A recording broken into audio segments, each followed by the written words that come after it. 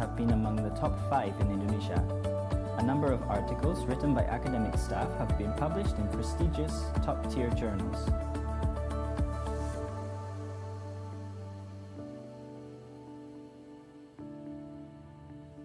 Moreover, FEBUNS has been appointed and granted by several governmental institutions such as Bank Indonesia, Indonesia Financial Services Authority (OJK), and Indonesia Deposit Insurance Corporation, as well as international organizations such as World Bank and USAID to perform research collaborations.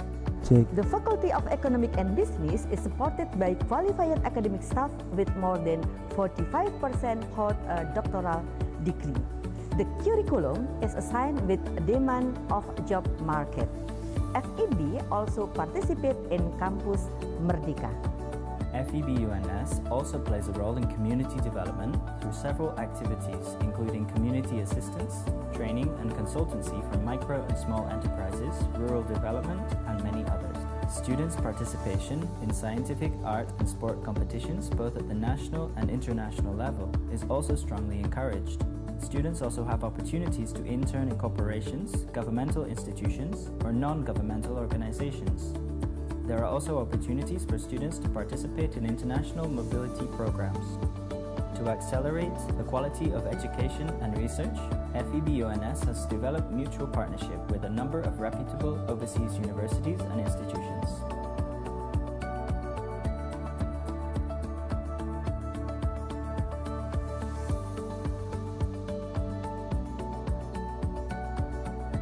Under the current dynamic circumstances, FEBUNS is also kindly offering some programs for the Independent Learning Initiative, Campus Merdeka, such as student exchange, both domestic and international, research, internship, entrepreneurship, humanity project, and rural development.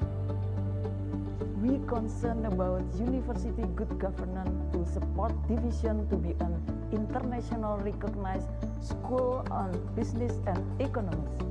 This campus is also equipped with complete supporting facilities for students and staff. The physical, social, and psychological environment of FEBUNS is well built with adequate infrastructure and based on environmentally friendly principles. Wireless internet connection is available throughout the entire campus, and students and staff can access it. The faculty also provides several laboratories, including a computer lab, mini bank lab, export-import lab, Sharia banking lab, Grameen Bank lab, and investment gallery to support students' learning and research. During the COVID-19 pandemic, FEBUNS has kept the education delivered to students at a high level by transforming to a systematic and standardized online teaching and learning system. Our alumni has occupied top management position at the national level in the governmental institutions, state-owned enterprises, and private firms.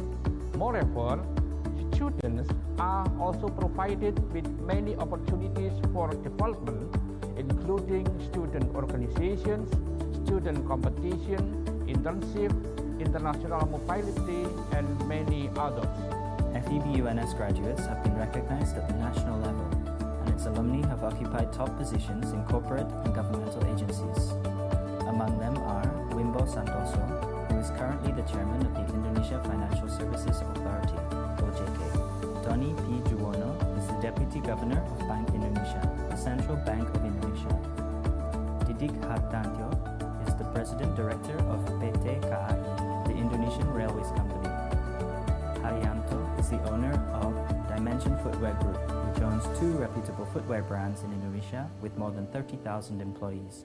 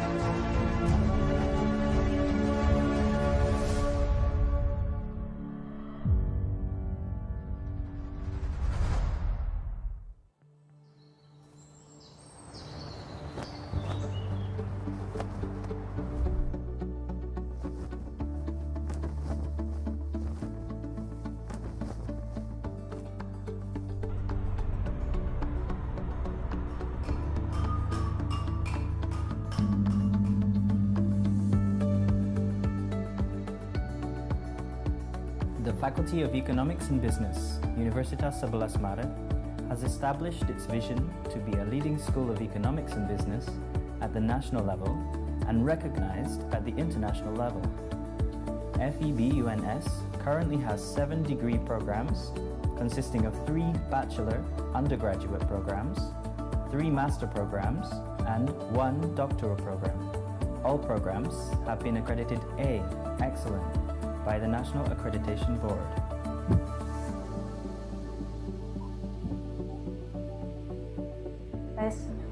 Faculty of Economics and Business, Universitas Sebelas Maret has established its vision to be a leading school of economic and business in Indonesia and internationally recognized by delivering high-quality teaching, excellent research, and community empowerment. Hello, testing. FEBUNS is a member of the AACSB, Association to Advance Collegiate School of Business. The Master of Management program of FEBUNS has been accredited by ABES 21, the Alliance on Business Education and Scholarship for Tomorrow, since 2016, while the undergraduate program in Management and the undergraduate program in Development Economics have been certified by the ASEAN University Network Quality Assurance since 2018 and 2019, respectively. Research outputs of FEBUNS have been among the top 5 in Indonesia. A number of articles written by academic staff have been published in prestigious top-tier journals.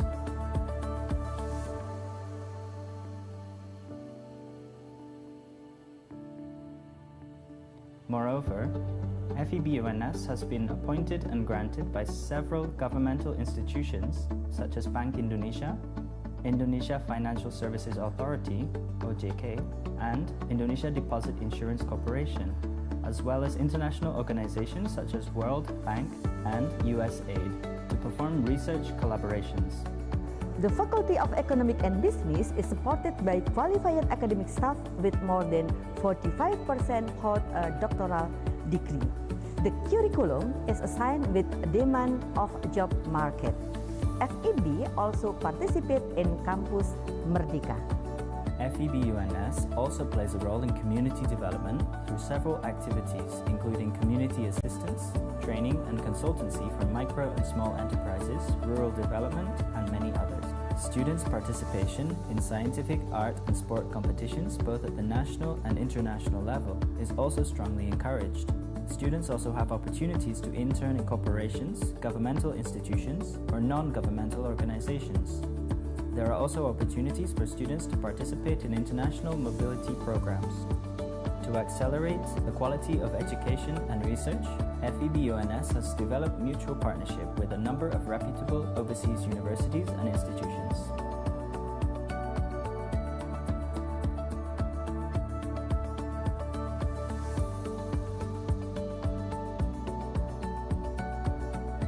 Under the current dynamic circumstances, FEBUNS is also kindly offering some programs for the Independent Learning Initiative, Campus Merdeka, such as student exchange, both domestic and international, research, internship, entrepreneurship, humanity project, and rural development.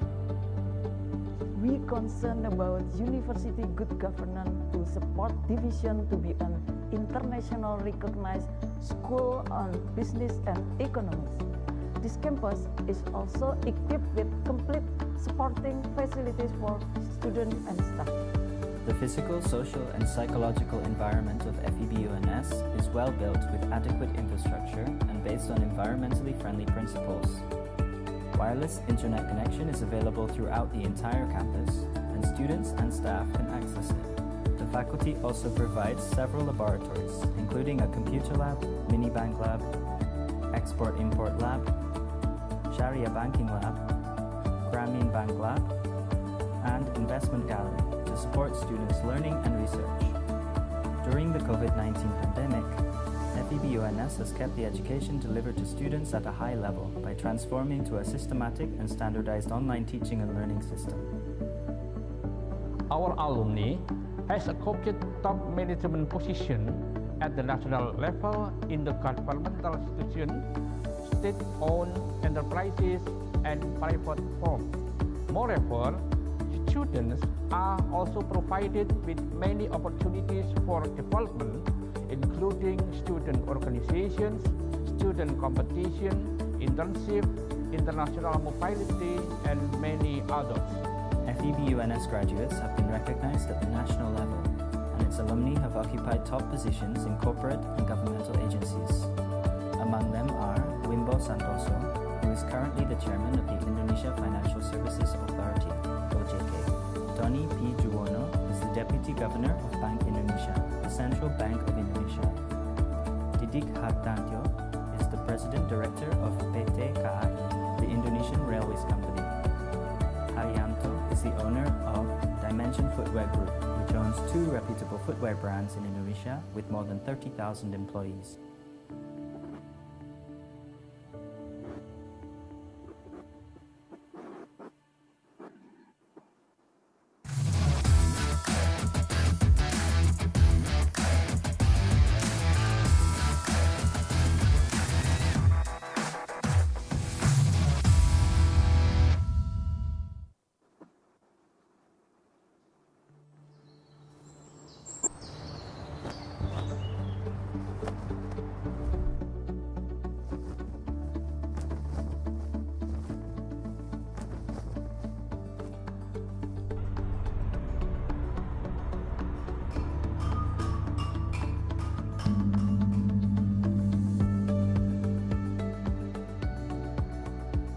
The Faculty of Economics and Business, Universitas Sebelas Maret, has established its vision to be a leading school of economics and business at the national level and recognized at the international level.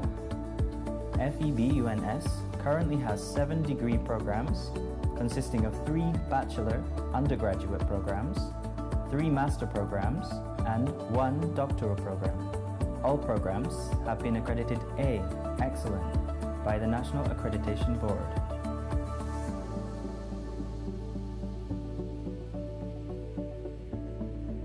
Faculty of Economics and Business, Universitas Sebelas Maret has established its vision to be a leading school of economic and business in Indonesia and internationally recognized by delivering high-quality teaching, excellent research, and community empowerment. FEBUNS is a member of the AACSB, Association to Advance Collegiate School of Business. The Master of Management program of FEBUNS has been accredited by ABES 21, the Alliance on Business Education and Scholarship for Tomorrow, since 2016, while the undergraduate program in Management and the undergraduate program in Development Economics have been certified by the ASEAN University Network Quality Assurance since 2018 and 2019, respectively. Research outputs of FEBUNS have been among the top 5 in Indonesia. A number of articles written by academic staff have been published in prestigious top-tier journals.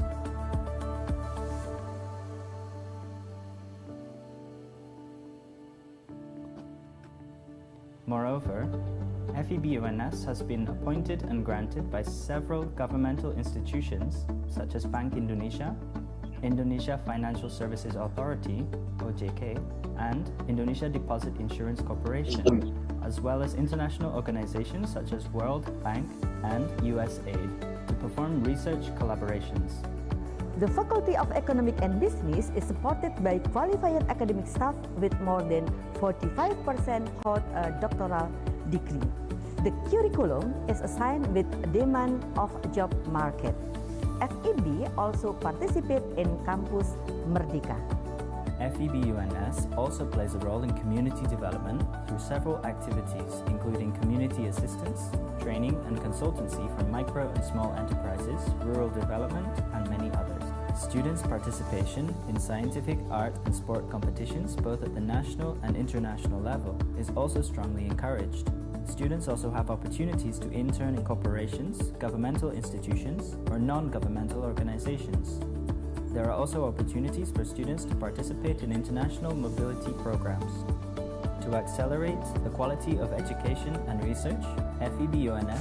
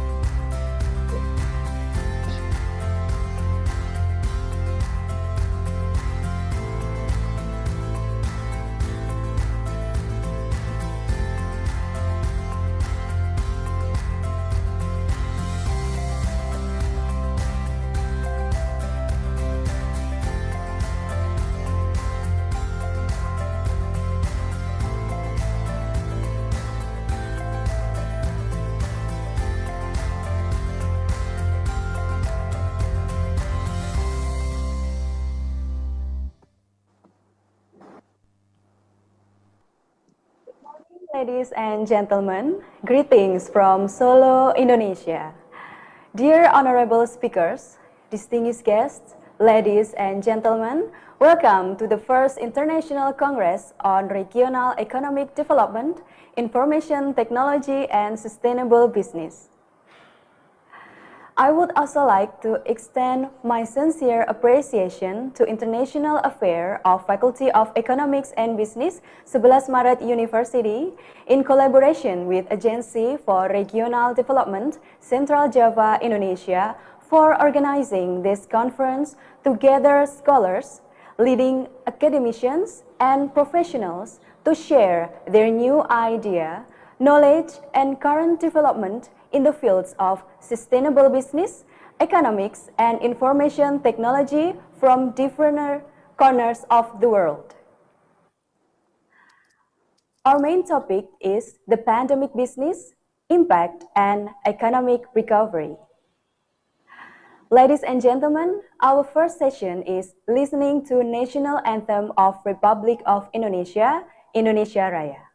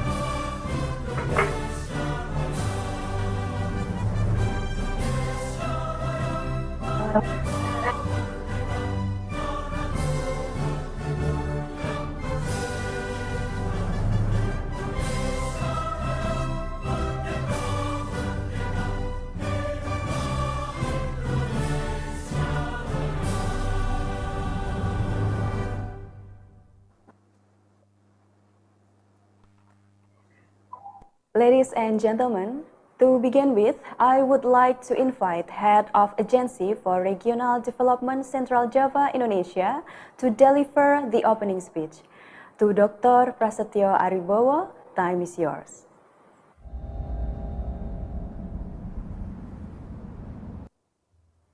His Excellency Minister of National Development Planning, Dr. Insinyur Suharso Monoarfa, His Excellency Governor of Central Java Province, Haji Ganjar Pranowo SHMIP, His Excellency Rector of Universitas Sebelas Maret, Professor Jamal Wibowo, the 5 honorable plenary speakers. First, Alexander Bauer, PhD, from Wittenberg University of Applied Sciences from Austria.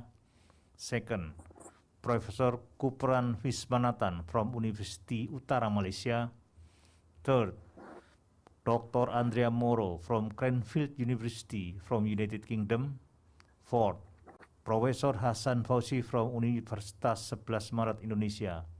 Fifth, Dr. Chandra Cahyadi from Eastern Illinois University from United States. The Honorable 148 paper authors of the conference and more than 1,000 distinguished conference participants from government, universities, and private companies, ladies and gentlemen. Assalamualaikum warahmatullahi wabarakatuh. Shalom, Namo Buddhaya, greetings of kindness. Welcome to everyone to the first International Congress on Regional Economic Development, Information Technology, and Sustainable Business, the Incredible. today's theme for the incredible is the pandemic, business impact, and economic recovery. The objective of this event is to provide a platform for the exchange of knowledge, information, and experience on economic recovery and business impact in COVID-19 pandemic in Indonesia and the worldwide. This first incredible is held in collaboration with the Regional Development Planning, Research and Development Board of Central Java Province with the Faculty of Economics and Business, Universitas Sebelas Maret. The conference is divided into two sessions. They are plenary and parallel session. The plenary session is expected to give us a various perspective on regional economic development, information technology, and sustainable business.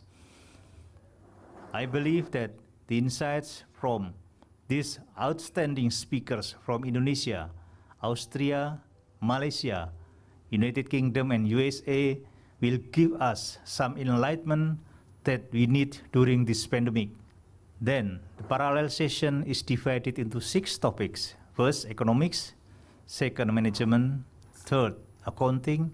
Fourth, social sciences. Fifth, information technology. Sixth, the COVID pandemic, business impact, and economic recovery. I would like to express my highly appreciation to all committee members and other parties for their hard work to make this conference happen and successful. Enjoy the conference, and I hope you have a fruitful discussion. Thank you very much. Wassalamualaikum warahmatullahi wabarakatuh. God bless you.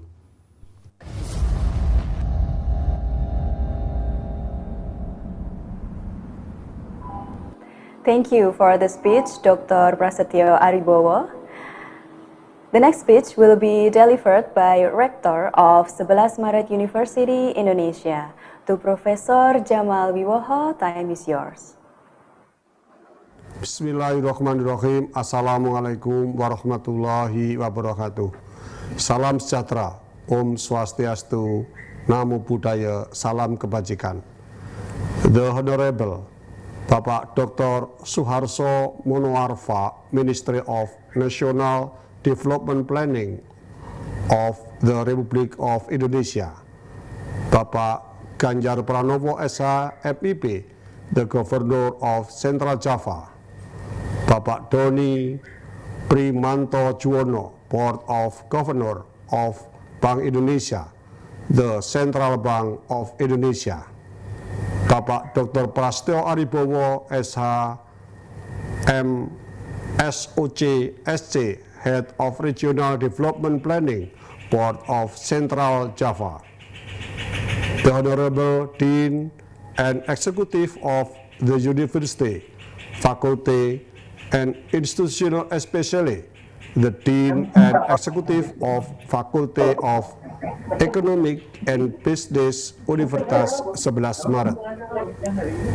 The respected speaker from America, United Kingdom, Australia, Malaysia, and Indonesia.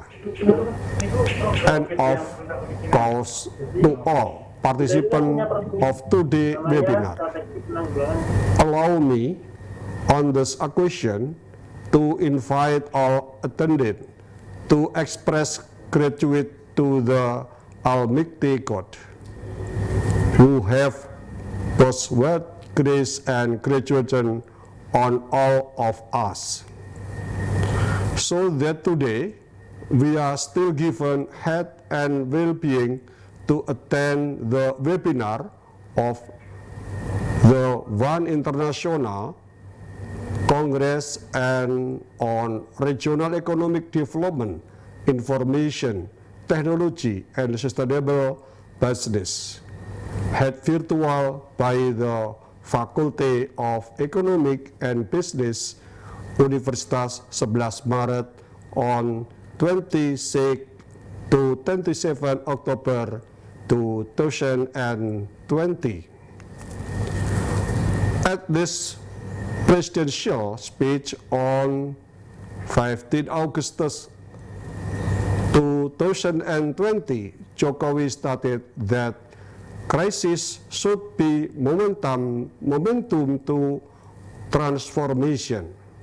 The transformation should not be only directed at the health sector, but also education, economic, law, governance, and so on.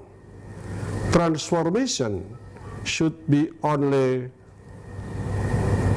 a program, but also an efficient, flexible way of working by prioritizing of technological approach. Likewise, human life is an activity that will continuously change in all aspects of life. We have been through major changes that have recently taken and disruption the world.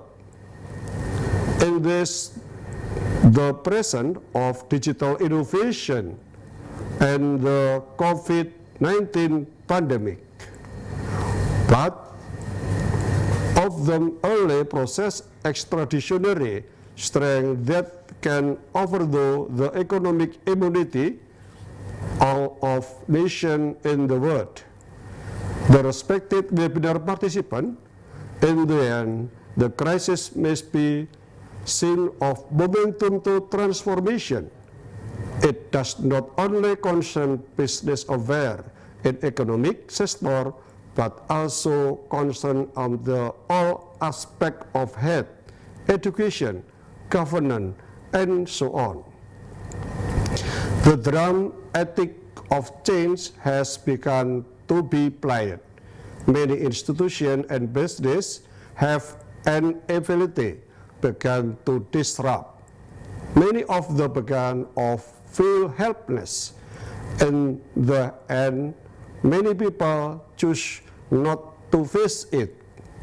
But as academic and intellectual, the thought circumstances as the result of three to think is certain, not wrongly of lamentation. As academic and intellectual, we still have massive intelligence and adaptability to face all states in this era of change. Digitalization and the coronavirus pandemic, COVID-19, have actually encouraged us to open up to process of disruption in various sectors. A member of new change in people behavior are increasingly visible in various activities, including education, market, office, transportation, health, and so on.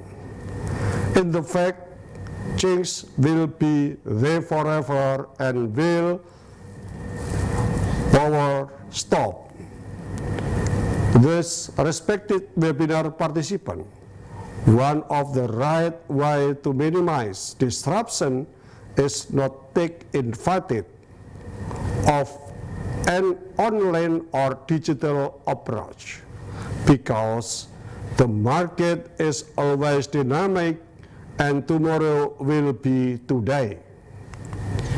Therefore, digital power is predicted to change business process to become simpler, more efficient and faster in service, that in innovating and the ability to see business opportunity in the new ways will ultimately have an impact on increased productivity.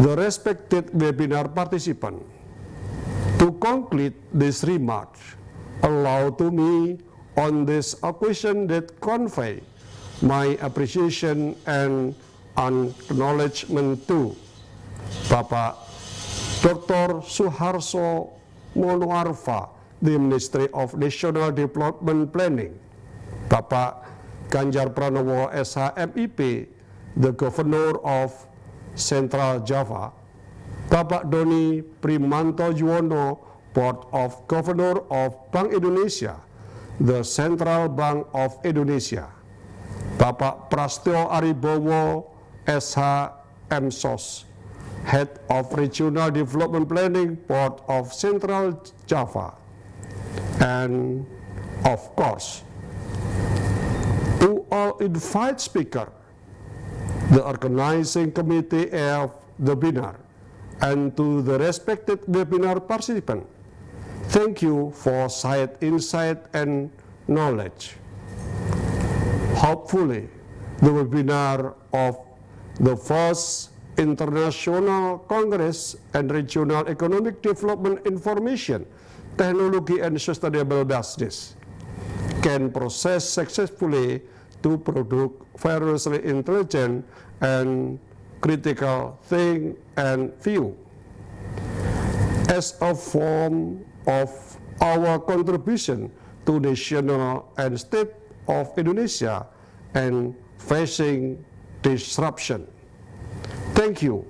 Wassalamualaikum warahmatullahi wabarakatuh. Thank you, Professor Jamal Wiwoho. Ladies and gentlemen, now I invite Dean of Faculty of Economics and Business, Universitas Sebelas Maret, to deliver opening speech.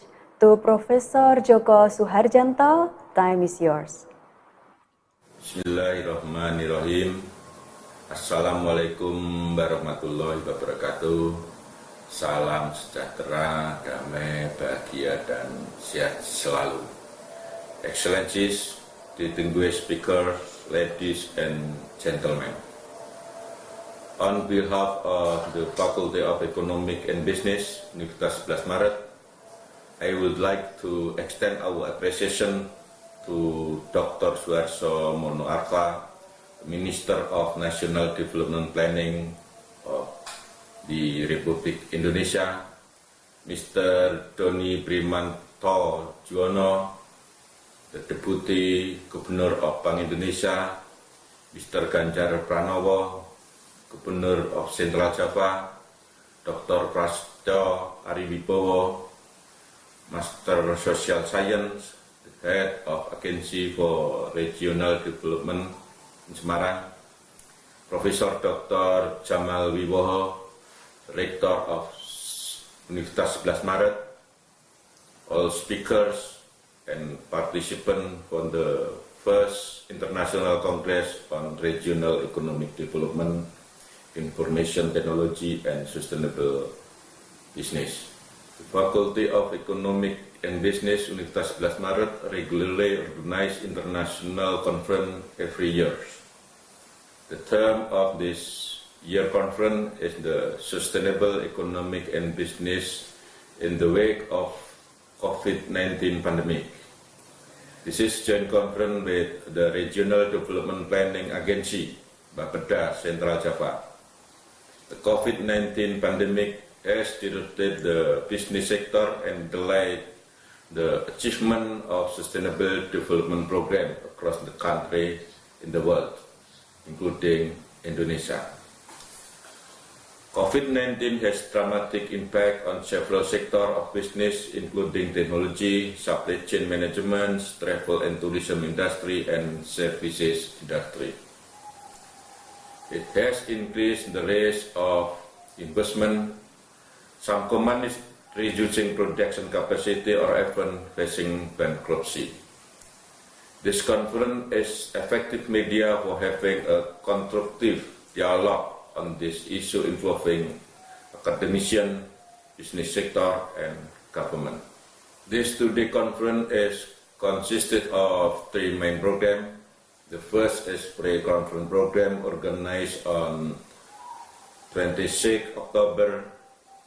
There are two presenters, Dr. Ben Roy Drew from National Central University, Taiwan, the delivering workshop on data analysis, and Alexander Brower, PhD from Wittenberg University of Applied Science, Austria, delivering workshop on public speaking.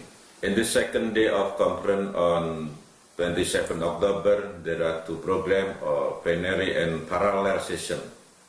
The plenary session will be officially opened by the Governor of Central Java, Bapak Ganjar Pranowo.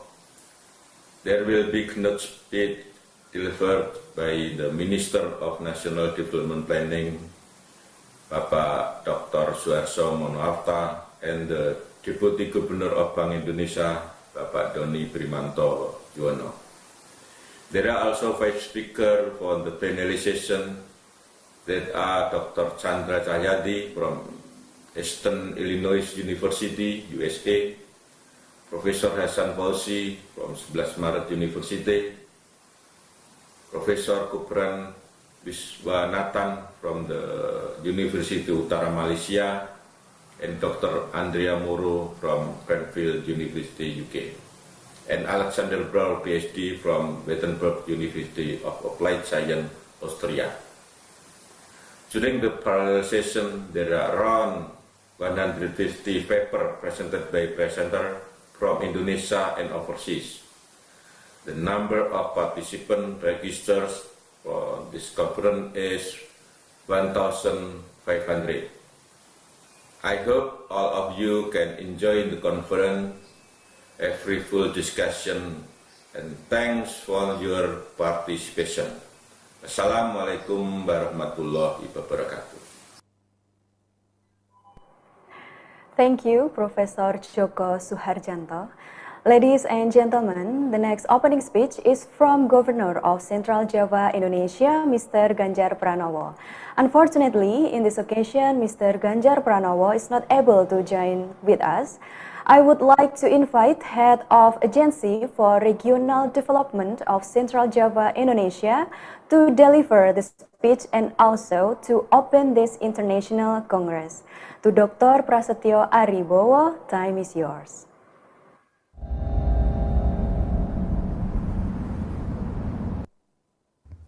Assalamualaikum warahmatullahi wabarakatuh. Good morning and best wishes to all of us. His Excellency, Minister of National Development Planning, Head of BAPPENAS, Dr. Suharso Monoarfa, Honorable Governor of Bank Indonesia, Doni Primanto Juwono, Councillors, academics, speakers, ladies and gentlemen. Let us express gratitude to God Almighty for His blessings and mercy. We are all still given health and opportunities so that we can stay in touch and discuss in International Congress, the first International Congress on Regional Economic Development, Information Technology, and Sustainable Business. Incredible. In this time with the theme, the pandemic, business impact, and economic recovery. Ladies and gentlemen, the COVID-19 pandemic that is sweeping the world, including Indonesia, is a challenge that we must solve together, not only by government, but also by all parties, the private sector, and all elements of society. We certainly continue to ask God and exert all our efforts so that this pandemic can end soon. The various restrictions that we have implemented are also one of the ways we can stop the spread of COVID-19. In Central Java, as of 26 October 2020 at 12 o'clock, there were 33,402 positive cases of COVID-19, 3,572 people being treated, and 27,357 people recovered, and 2,473 people died. Efforts to fight this pandemic must continue to be fueled based on the values of mutual cooperation and togetherness. All parties must move in line, hand in hand, through this pandemic test.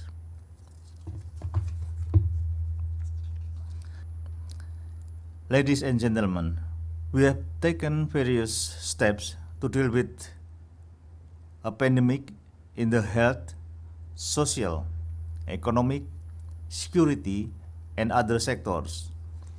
We prepare hospitals for corona referrals, non-cash food assistance, and social assistance. We create economic safety nets, small and medium enterprise subsidies, empower village barns, build intense communication networks with related parties, raise awareness about social care and awareness about the corona. We also continue to make various innovative and creative steps by empowering local wisdom, one of which is the Jogo Tonggo Task Force Program. This program is a community empowerment in accelerating the handling of COVID-19 at the neighborhood area level, or RW. The purpose and objective of establishing a task force at the regional level are to ensure that all residents in the area are accelerated in handling of COVID-19 in a systematic and structured manner.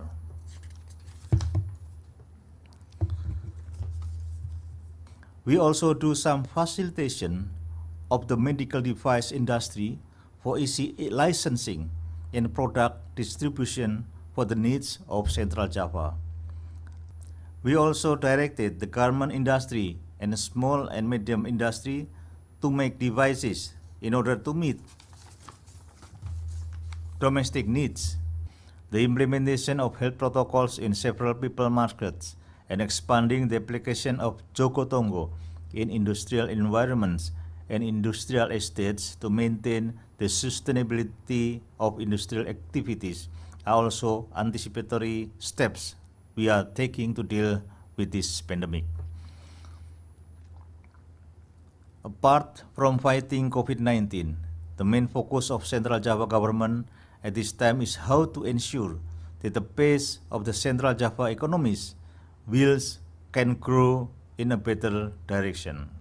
The industrial sectors is the main component that we will continue to boost to increase the economic growth in Central Java. Therefore, investment is an important thing that we must obtain as much as possible. Central Java continues to make efforts to make this happen. Efforts to spur investment in Central Java are carried out, among others, through improving services for the ease of doing business, improving the quality of human resources, and competitive wages. In addition to this, Central Java also provides various tax incentives to encourage increased investment in Central Java in export-oriented and labor-intensive industrial sectors that are also absorb a lot of labor, import substitution industry, creative industries, and Industry 4.0 includes tax holiday, tax allowance, import duty facility, green lane facility, super tax deduction, etc. Apart from factories and industrial premises, tourist objects, malls, hotels, markets, and offices have returned to their activities by paying attention to existing health protocols. Ladies and gentlemen, those are some of the development programs that we have carried out to overcome impact of COVID-19 in Central Java. I hope that from this forum there will be interesting discussion about strategy, innovation, and various creative breakthroughs on how to overcome the impact of the COVID-19 pandemic. We are always waiting for fresh ideas and productive input on how to revive the economy of Central Java. It is now the time to conclude that the first International Congress on Regional Economic Development, Information Technology, and Sustainable Business incredible, which this time raised by the theme, the pandemic, business impact, and economic recovery. It's now officially opened and begin. Thank you very much for your attention. Wassalamualaikum warahmatullahi wabarakatuh. God bless you. Governor of Central Java Province, Haji Ganjar Pranowo Esa, MIP.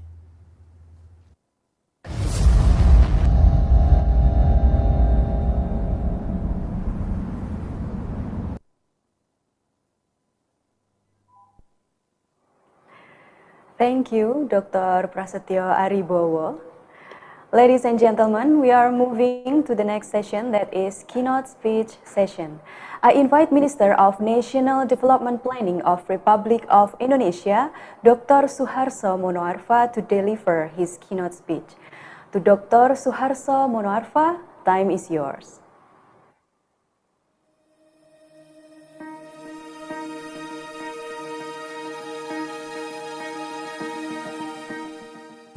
His Excellency, Governor of Central Java, His Excellency, Rector of Universitas Sebelas Maret, distinguished speakers, guests, ladies and gentlemen.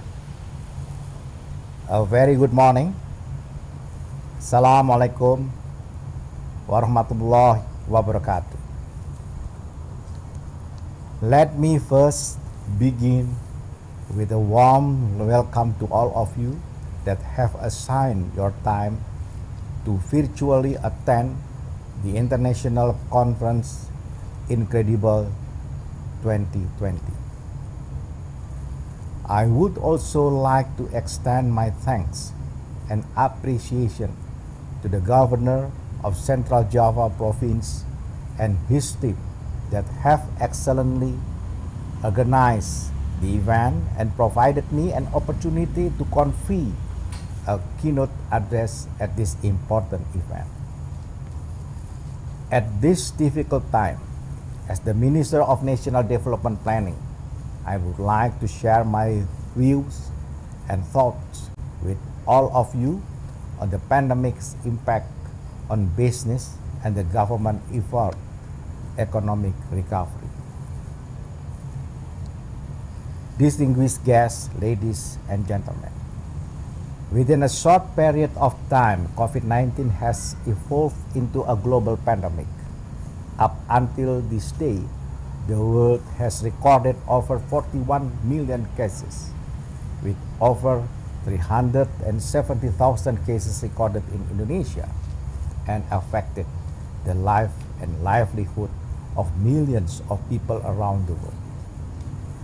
In my opinion, the pandemic COVID-19 acted as a game-changer predator, and it works reverse the world into catastrophic condition. The pandemic has severely impacted the world's economy. IMF predicted that world's economy will fall into the biggest recession since the World War II. Global extreme poverty is expected to rise for the first time in over 20 years. The World Bank estimated that the pandemic and recession may cause the 1.4% of the world's population to fall into extreme poverty. This pandemic will also have significant impact on Indonesia's economy. Indonesia is estimated to enter recession for the first time since the Asian financial crisis in 1997 to 1998.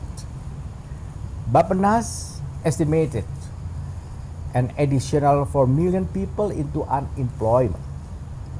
The poverty rate may rise back into the double-digit territory. Business are among the most affected by the pandemic. Various surveys show that over 80% of business face a drastic fall in earnings since pandemic. Micro, small, and medium enterprises are the most severely impacted, with an average of 50% drop in earning. As a result, business face difficulties in their cash flow and repaying loans. Many are also forced to lay off their employees. A survey by the World Bank also found that 9% of businesses have declared bankruptcy. To mitigate the adverse impacts of the pandemic, the government has allocated about close to 700 trillion rupees, which cover various support for business, such as tax incentive and discount on electricity bills.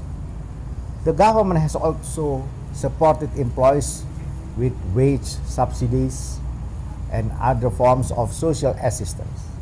In addition, monetary and financial authorities have also introduced credit restriction schemes to ease the financial burden of business.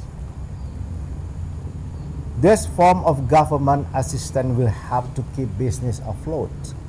However, for the economy to fully recover, we need to be able to successfully control the virus. Even after the pandemic, the government still has to support business in order to thrive. This pandemic will inevitably cause huge and lasting impacts on the economy, especially to business. Significant reforms are needed for Indonesia to return to our pre-crisis trajectory. This calls for an effort to finish our long overdue homework, which include improving the human capital, infrastructure, and business environment. The key to economic recovery post-COVID-19 lies in accelerating investment, industrial and tourism sectors as the driver of economic growth. Now, we are waiting for the vaccine and immunization for the entire population or to achieve herd immunity. Then, the consequences, vaccine in and immunization will act as a game-changer angel to bring life and livelihood into the condition as we expected. With that, I would like to end my speech here and hope we will have productive discussion today and contribute to the success of this event. I do hope that this conference will provide important policy inputs to help the government in formulating evidence-driven policies to overcome the COVID-19 crisis and accelerate economic recovery. Thank you. Wassalamualaikum warahmatullahi wabarakatuh.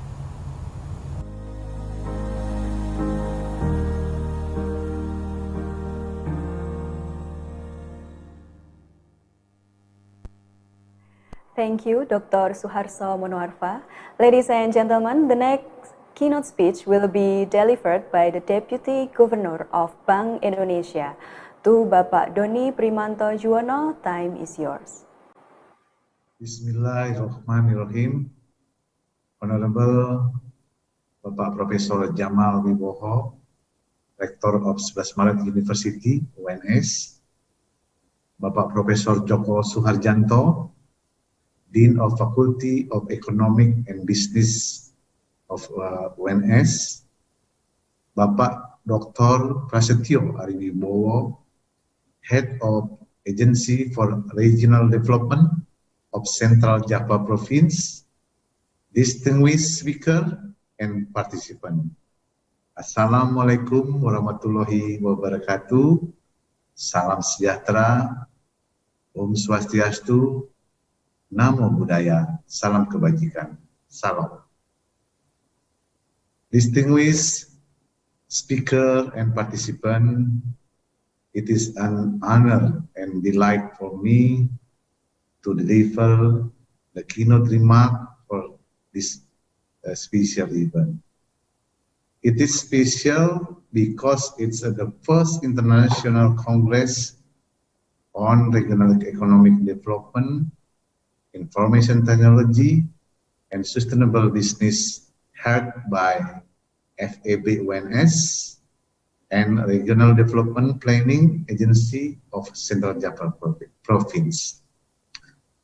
This two-day event discussing about the pandemic, business impact, and economy recovery is timely relevant. I would like to share on how Bank Indonesia was supporting Indonesian economy during an unprecedented crisis caused by COVID-19. Turbulent changes during this year have forced policymakers, including central bank, to continuously evolve to cope with numerous dynamic challenges. Now, central bank all over the world, hand in hand with the fiscal authorities, are challenged by tantamount or similar duties during this tremendous crisis of health and economy. This extraordinary crisis demands a more holistic policy approach, a stronger synergy between monetary, fiscal, and financial policies. Distinguished speaker and participant, amid the unprecedented condition, Indonesia so far could manage the impact of global pandemic to the domestic economy. We have taken cautious and measurable policies to maintain macroeconomic and financial stability. We observe gradual recoveries as reflected in several macroeconomic variables. However, the challenges are still bold, as the uncertainty is still high and the recoveries are uneven and incomplete in some sectors. Looking forward, we still need to work harder to make sure that the positive signals are in place and maintained to hinder further race to health. The policy so-called pembatasan sosial skala besar or large-scale social restriction taken by local government to mitigate COVID-19 had shown its impact in Q2 2020. The economic growth contracted by 5.32% year-on-year after grew by 2.97% in Q1 2020. This is in line with the weakening global demand due to pandemic. However, we observe that overall macroeconomic indicators are still healthy and support the economic resiliency. Balance of payment remains strong, hence providing external sector stability with a narrower current account deficit in one and higher capital and financial surpluses in the other. International reserves remain high, among $135.2 billion as of September 2020. It was equivalent to finance 9.5 months of import or 9.1 months of import and servicing government external debt, and well above the international adequacy standard of 3 months import. This is able to maintain external sector stability as well as macroeconomic and financial sector. Meanwhile, exchange rate still manageable, and market mechanism functioning well as low inflation rate. In addition to that, the financial stability is still intact, even though we need to be more cautious on further impact of COVID-19 to financial stability. Capital adequacy remain high with low NPL or non-performing loan. And this regard, our concern is to expand the credit growth to support further economic recovery amid the weak demand, particularly from corporation and cautionary step taken by bank. Distinguished ladies and gentlemen, in this occasion, I would also like to share measures that I have been taken in context of policy makes to mitigate COVID-19. In general, we have released 5 strategies. First is by lowering our policy rate. In 2020, we have cut BI 7 days reverse repo by 100 basis points, maybe now 4%. This decision is in line with the need to boost economic growth, taking into account the low inflationary pressure and the relatively stable rupiah exchange rate. The second strategy is stabilization of rupiah by doing what we call the triple intervention.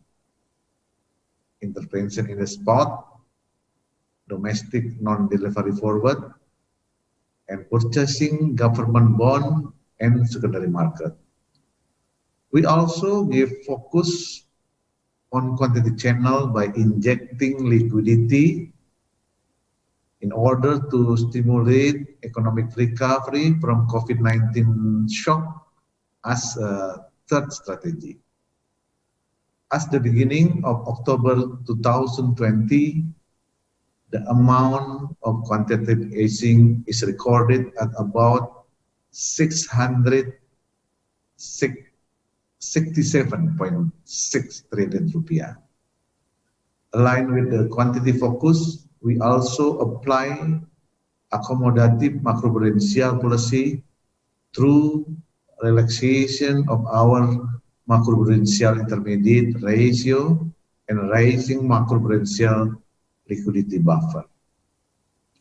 The fourth strategy is continuing our commitment to fund the government budget to primary market, purchasing of government bond, to finance budget for healthcare, social protection, sectoral government, ministry and agency, also local government.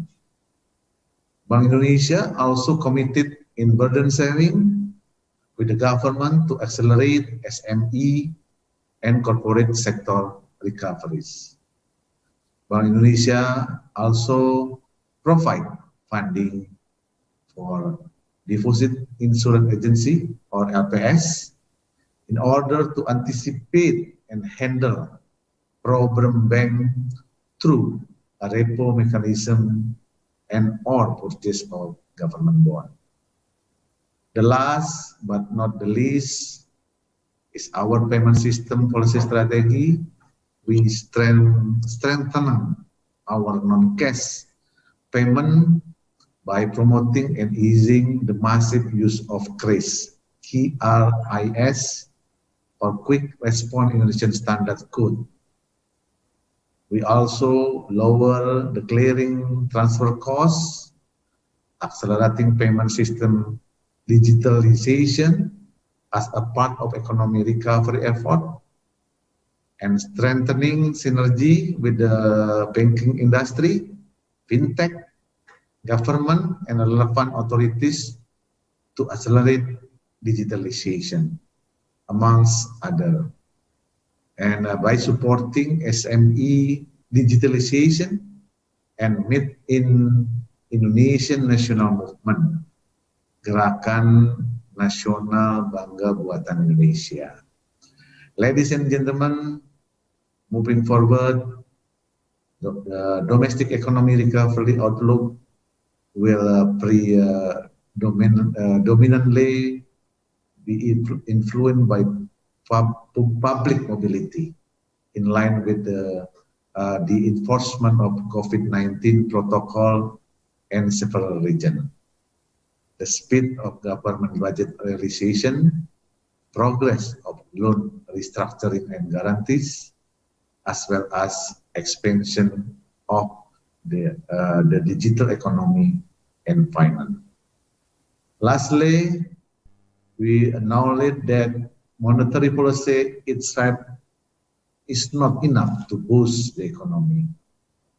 It's required a synergy with other policies, and the necessity for the synergy is tremendously increasing in this time of crisis. Multilateral consideration, especially with fiscal policy, also become the apple of our eyes at the national and local level. Central bank policy should constitute an integral part of economic policy mix of macroeconomic policy, financial system stability policy, and structural reform. Ladies and gentlemen, thank you. Selamat mengadakan seminar. Terima kasih untuk Universitas Sebelas Maret. Wassalamualaikum warahmatullahi wabarakatuh. Thank you, Bapak Doni Primanto Juwono. Ladies and gentlemen, our time for this keynote speech session is up. On behalf of the committee, we would like to say thank you to all participants that joined this international congress for your enthusiasm. And we also remind all participants to fill the attendance list at bit.ly/list_attendance. Again, we also remind all the participants to fill the attendance list at bit.ly/list_attendance. Ladies and gentlemen, now we are moving to the next session, that is plenary session. We hope from this forum there will be interesting discussion about strategy, innovation, and various creative breakthrough on how to overcome the impact of the COVID-19 pandemic on the economic and business. In this plenary session, we have 5 speakers. They are Dr. Chandra Jayadi from Eastern Illinois University, USA, Professor Hasan Fauzi from Sebelas Maret University, Indonesia, Professor Kuperan Viswanathan from University Utara, Malaysia, Dr. Andrea Moro from Cranfield University, UK, and Alexander Bauer, PhD, from Wittenberg University of Applied Science, the Netherlands, Germany, and Austria. And the moderator for this session is Ibu Tri Mulyaningsih, PhD. Ibu Tri Mulyaningsih, PhD, is currently a lecturer in Department of Economics, Faculty of Economics and Business, Sebelas Maret University. She obtained her degree at Universitas Gadjah Mada, and she obtained her PhD at Canberra University, Australia. Her research topic areas are in human capital and industrial organization. Hello, Ibu Tri, how are you? Hello, Mbak Winnie. I'm good, thank you. It is our privilege for having you again today as a moderator on this session. So, ladies and gentlemen, no need to wait any longer. To Ibu Tri Mulyaningsih, PhD, all time is yours. Thank you, MC. Assalamualaikum warahmatullahi wabarakatuh. Good morning, all speakers and participants. I am the moderator for these plenary sessions. This is very exciting sessions as we have 5 distinguished speakers with diverse background from the US, the UK, Europe, and also Asia. Technology has enabled us to host this year's conference despite the current COVID-19 pandemic that restricts our mobility. The theme for today's conference is the pandemic, business impact, and economic recovery. The keynote speakers have addressed the Indonesian government and the central bank policies to manage the recessions. During the plenary session, we will listen to expert opinion and analysis regarding to the business and economic impact of the pandemic. So we have 5 speakers for plenary sessions, and our first speaker is Dr. Chandra Cahyadi from Eastern Illinois University.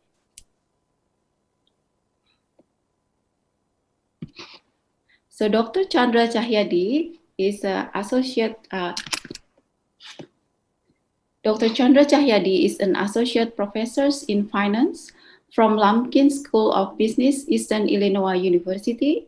He has his PhD in finance from the Oklahoma University and an MBA from the University of South Carolina in international business and finance.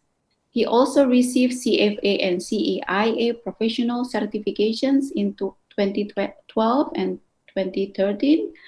Dr. Chandra also served as an editorial board member of the International Journals of Governance and Financial Intermediation, and he also research coordinator of asset pricing and investments at the Indonesian Finance Association, or IFA. Hello, Dr. Chandra, how are you? I'm doing good, thank you. Okay, so I think this already night, very late night in US. Yes, it is. It's like 10:20 right now. Okay, so without further ado, time is yours, Dr. Chandra. Thank you so much, Ibutri. Hello, everyone. It is a pleasure to meet you again. I have been a friend of UNS for many, many years, and I have been involved in many activities at UNS. Right now, I am working in the area of financial inclusion and financial empowerment, and I have projects around the globe right now. I have projects here in the US, Africa, Europe, and Asia.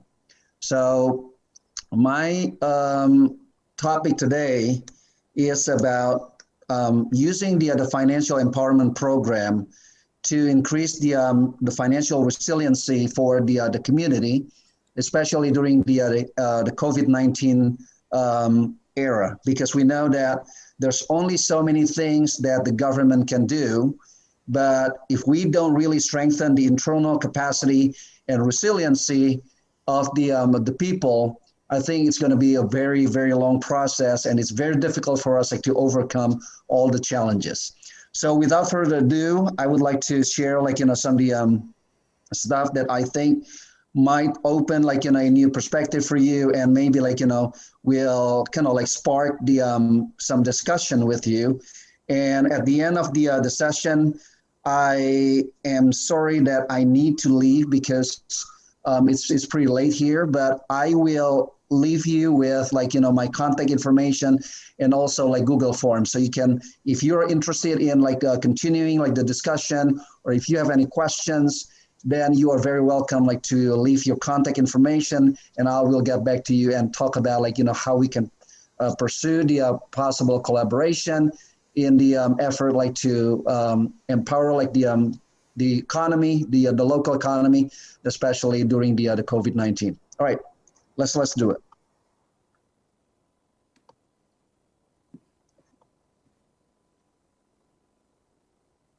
Okay.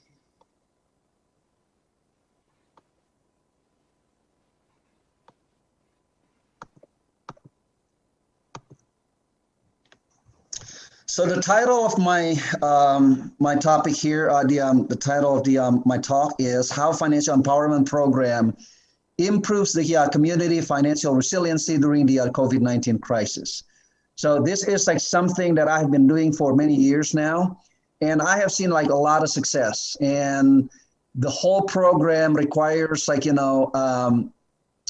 not significant amount of investment, but it requires a lot of like collaboration between the government, the local government, universities, and also like the local like community. So it's really doable, it's scalable, and it's something that is very practical. And we have seen like many stories, success stories of how like people can be empowered and they can like, show that they can be resilient financially speaking, and they are improving like their like, financial welfare.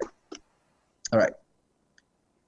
So current challenges for the Indonesian like MSME, the micro, small, medium enterprises. The first one is the lack of operational cash flow, because with the COVID-19, it really disrupts the operational cash flow. The second one is access to finance. This is like a very like, very classic problem for many Indonesian small businesses. But now with the pandemic, this like, access to finance becomes like more limited, because there are like many small businesses that are struggling to provide like collateral that is needed to, to get like some funding from the traditional like financial institutions. So access to finance is limited, especially if you want to get like some decent, like, low, like, interest rate, like, funding. The third one is the limited risk management system. And again, I mean, we are like moving, we are progressing a lot in the last several years, but we are not at the point where we have like adequate, like, financial risk management system. Number 4, we have like a huge, like significant decrease in demand for products and services. And then number 5, we have like many business closures. This is not unique to Indonesia. This happens like everywhere, even like here in the US. Even in my city now, this is like a small city, and we have been like impacted like pretty adversely by the COVID-19. Number 6, like the limited business development. When you are struggling financially, there are only so little that you can do in terms like research and development. Like companies, small businesses, they cannot innovate because, there's a lot of like, pressure, like more urgent pressure for them, like to maintain the business. So they cannot afford like to put like a lot of resources into research development, into like innovation, into like, providing like, more like customer friendly like businesses or like, products or services. And the last one is the changing business environment. Everything changes like dramatically, and we need like to deal with it very urgently. So that's why those are the 7 challenges for the Indonesian MSMEs. Now, I just want to go fast here. You can see that all these figures are from the ADB. The number of MSMEs, you can see the significance of small businesses in Indonesia.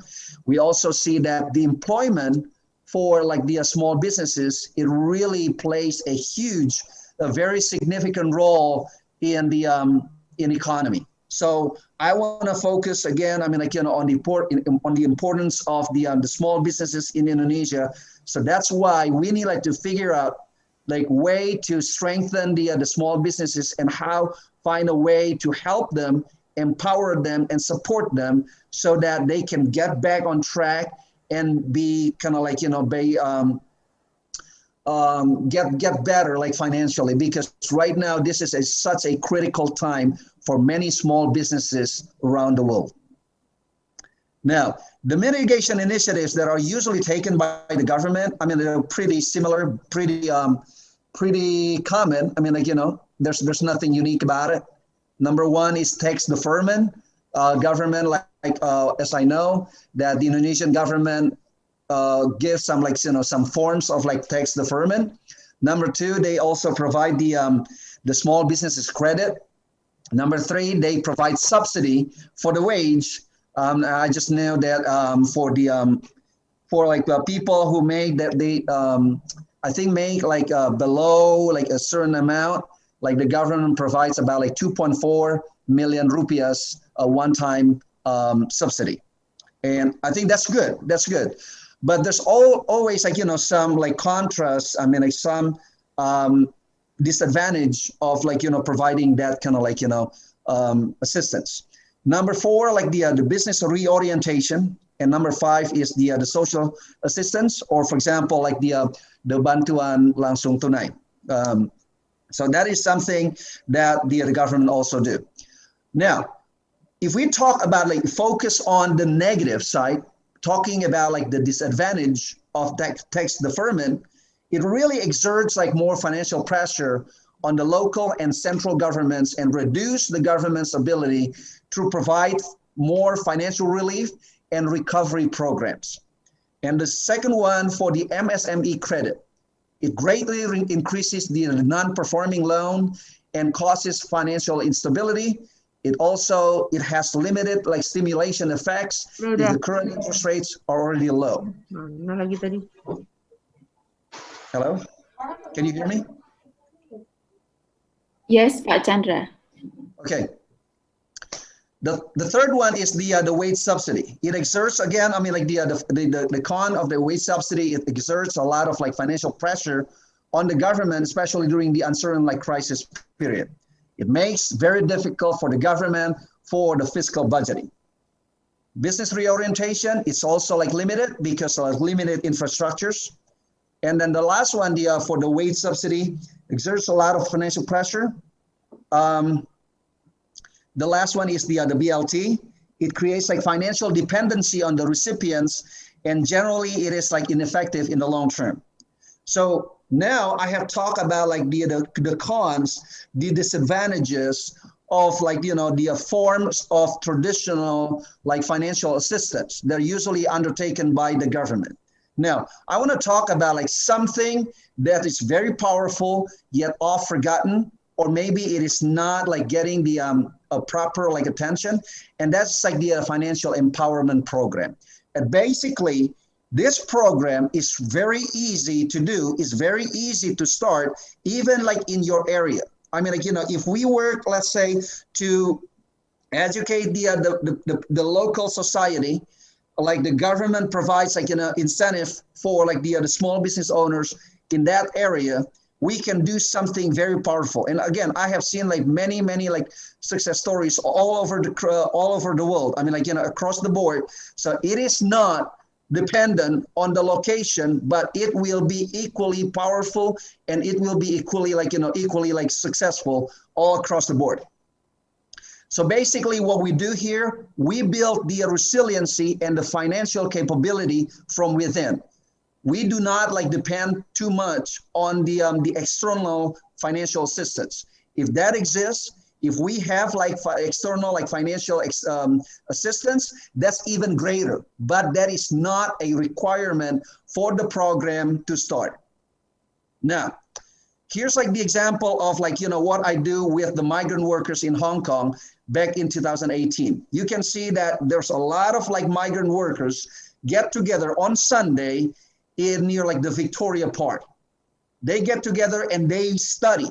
They study many different things. So I initiated like a contact with them, and I say, hey, what can I do? What can we do like to help you, like to really like empower you like financially? And they say, well, you know what? We have been working for many years. But the thing is, even though that we have worked for many years, but it's very difficult for us to save money.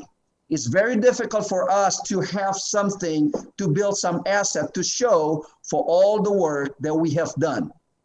So we initiated like the program. It's an 8-week program, and they do it like very consistently, and there are like systems like taken in place. But this is like the program in Hong Kong.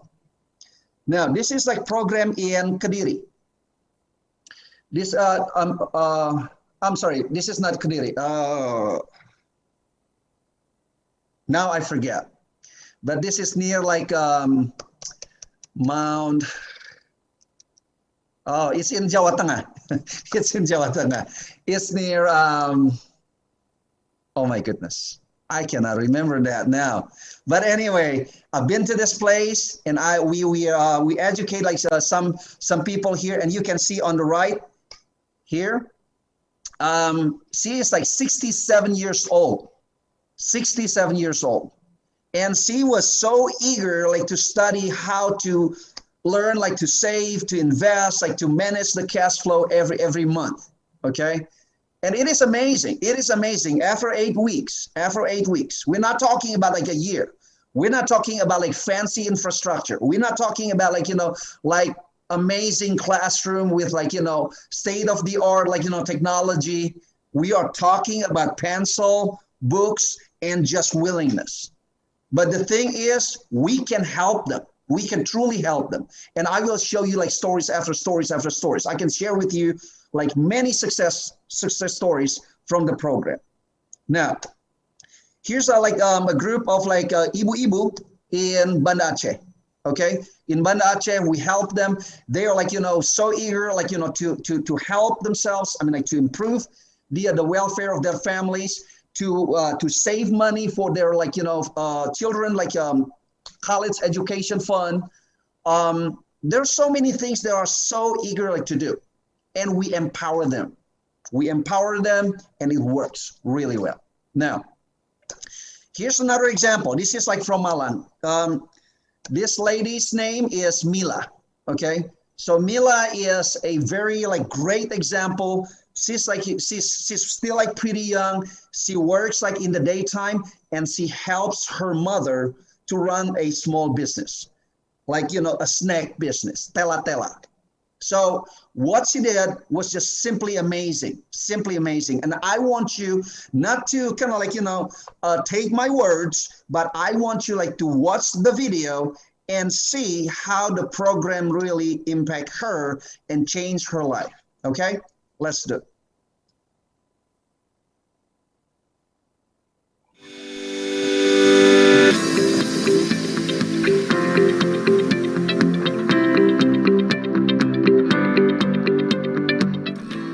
Ya, nama saya Miftahul Jamila, saya asalnya dari Malang. Pekerjaannya saya itu sebagai penjahit di HUD.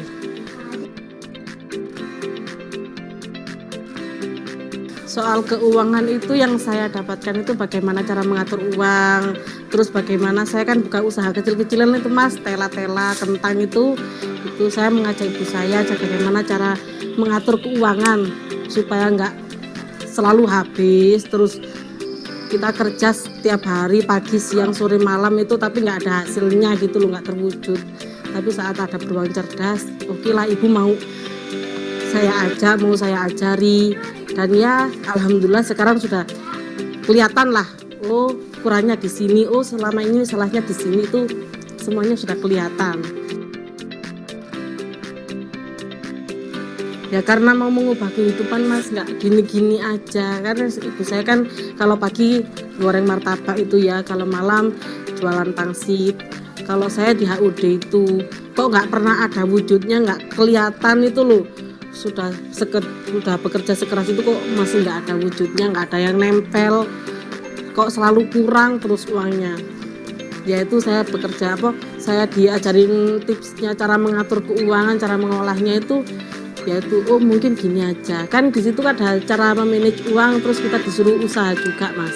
Yaitu saya punya ide buat tela-tela ini, dan saya atur, ibu saya juga saya ajari beruang cerdasnya juga, materi-materinya dikasih. Ya walaupun kan awalnya cita-citanya nggak banyak kan, nabungnya satu hari 5.000 aja. Kalau ada sisanya dari hasil belanja itu, kalau ada sisanya 5.000 kita tabung 5.000, 10.000 ya kita tabung 10.000. Sedikit demi sedikit kan menjadi sedikit Mas ya. Kalau nabung, kalau sudah dapat banyak, pengennya beli apa ya? Pengen seneng-seneng mungkin. Kalau mikir sampai sejauh itu buat apa juga nggak tahu ini Mas ya. Kalau pengennya sih ya buka usaha lagi kalau ada. Iya. Mungkin online gitu.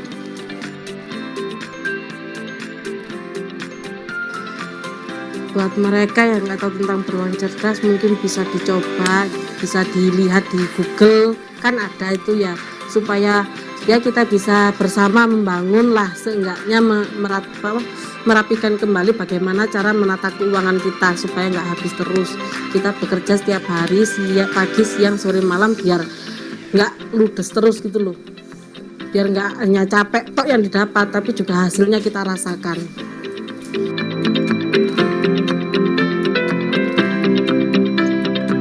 Yeah, by the way, now I just remember like the place. It's Blitar.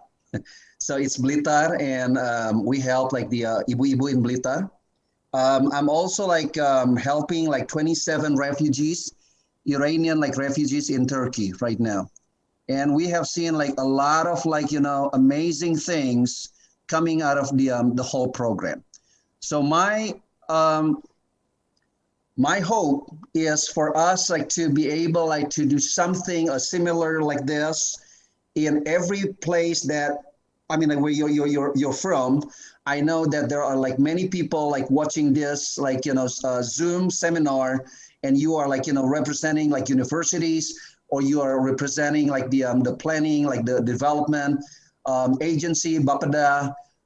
And I hope that there's something that I can do with you so that, you know, we can really empower like the community around us, wherever they are, and then we can do something about it, and we can help them to be more financially resilient and help them in a way that can really bring like, you know, a transformation in their life. And by the way, I'm going to share with you, the contact information. So if you have questions about everything that I talk about today, I will leave the PowerPoint as well. So if you have any questions, something that you don't really understand and would like to know more about it, yes, please let me know, and we can I mean, like, you know, I'll get back to you, and I'll contact you. In the meantime, if you have like a question, you can either like, you know, fill out the form, the Google form, and the address is tiny.cc/CSC2020, and the CSC is big, it's a capital letter. And then the WhatsApp number that you can call is, or contact is 0813-988-1688. Okay. And I will leave here. And if you have any questions, I will quickly answer that. Thank you. Okay. Thank you, Dr. Chandra, for your insightful presentations, and hopefully we can further collaborate in the near future. As Dr. Chandra mentions, if any participant would like to address a question to him, you simply can reach him through the link that he provided. So before move to the second speaker, I would like to remind the participants to address your questions for other speakers through Zoom chat box or YouTube comment. So now we move to our second speakers, Professor Hassan Fauzi.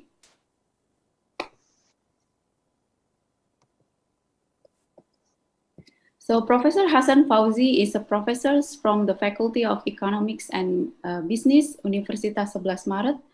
In accounting, Professor Hassan has expertise in accounting and corporate social responsibility, or CSR. He was inaugurated as a professor by offering an Islamic economic framework, Islamic corporate governance, and accountability. So it is expected that his expertise in this field could provide new insight in dealing with broader issues that the world has facing today, not only the economic issue, but also the latest social and environmental problems. So Prof. Hassan education background, so he earned his PhD from University Utara Malaysia in 2010, and his MBA from Cleveland State University in 1993. He is currently a professor in FEB UNS, He was a visiting professor in University Utara Malaysia in between 2012 and 2014. Due to other commitment, Professor Hassan has recorded his presentations for today's plenary sessions. So we will listen to the record. Thank you. Assalamualaikum warahmatullahi wabarakatuh. Ladies and gentlemen, today I would like to talk an important topic on enhanced sustainability, the green swan era, and the role of accountants.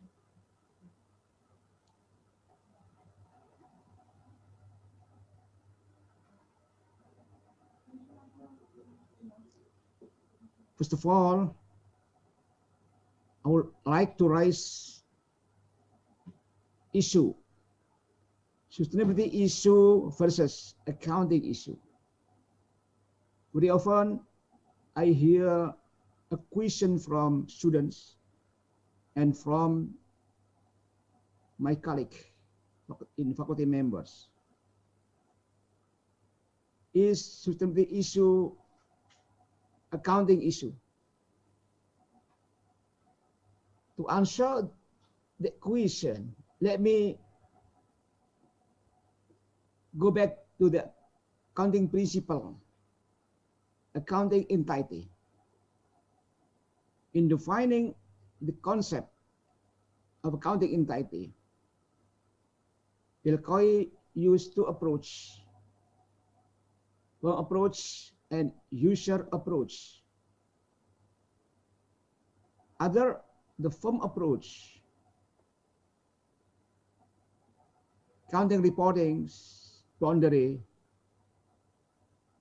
should focus on the company area. Under this approach, only company activities in the company area should be included in the financial statement. So, under this approach, accounting sustainability is not accounting issue.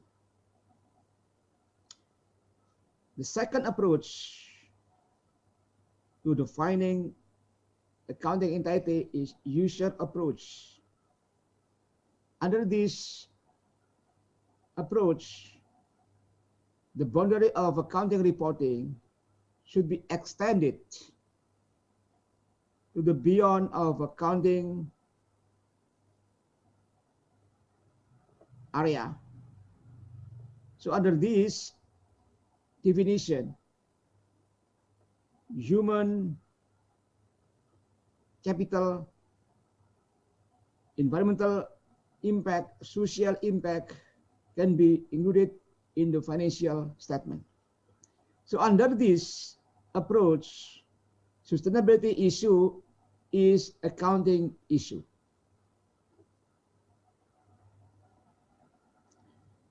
Then we can see further from the research perspective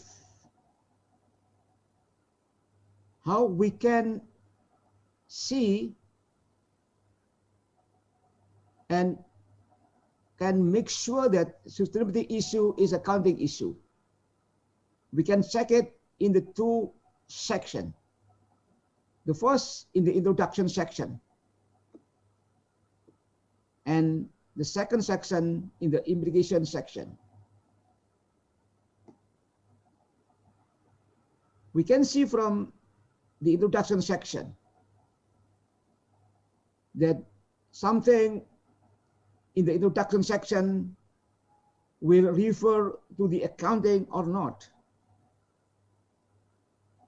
Also in the implication section, we come to understand that the sustainability will be related to the accounting or not. So from this two sections, we can understand that sustainability issue is accounting issue or not.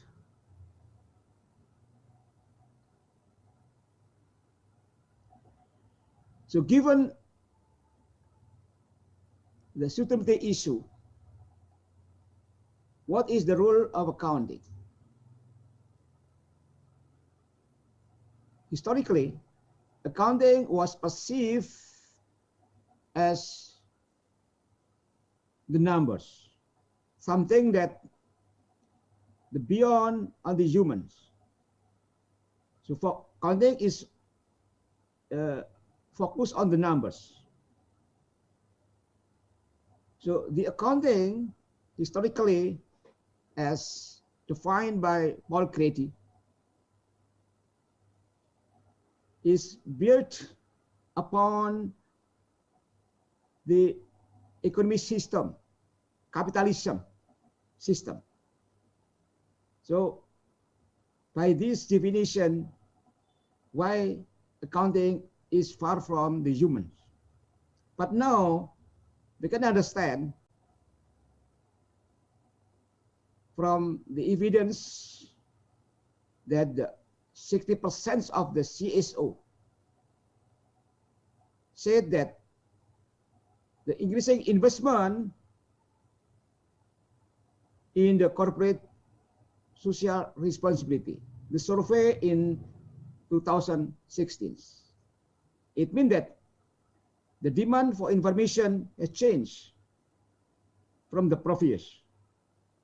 Also from the book by Robert Hess on more accounting changes, we understand that the extended information,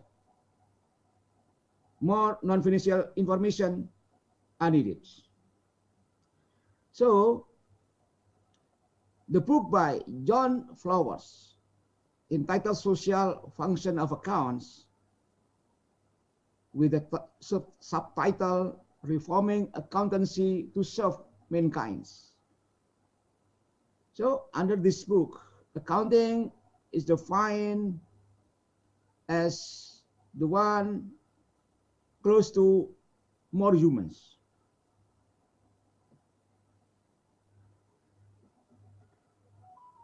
So accounting for sustainability will include at least 4 aspects: sustainability reporting, sustainability management, sustainability performance, and sustainability governance. How sustainability will adopt it to the company? It depending upon business environment, societal expectation, relevance of sustainability accountings, and relevance of sustainability reportings. For example, if the business environment in the States trust me,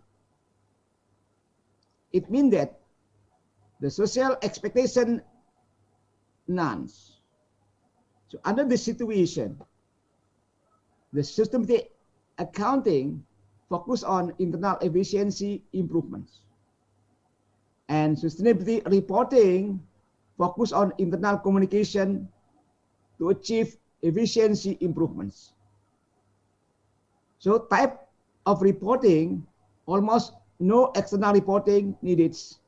Internal communication part of normal operation. But when the business environment change to the show me, it means that the social expectation is different. Communicate and illustrate. So under this stage, information creation to meet stakeholders' expectation and information demand will be focus of sustainability accounting. What about sustainability reporting? Also different. Under this situation, the essential communication elements as a part of set of voluntary communication activities. So we can say under this business environment, outside-in approach to communication and reporting driven accounting is applied in this company. Then if the business environment go further, like prove to me, it means that societal expectation also difference. Measurement activities account for, communicate, and illustrate. So in this situation, disclosure activities by the company is needed. So a type of reporting approach also differs from outside-in approach to inside-out approach to performance management and accounting-driven reportings.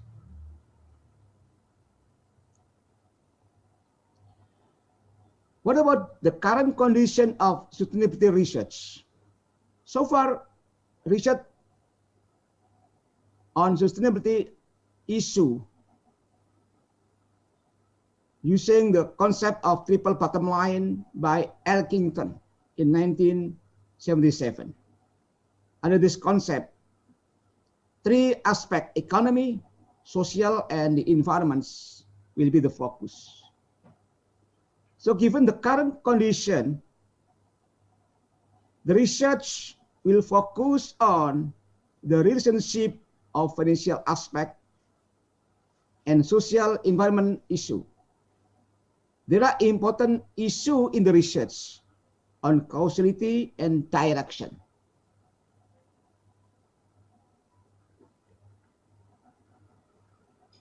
Using the improved logic of the current sustainability concept, some future research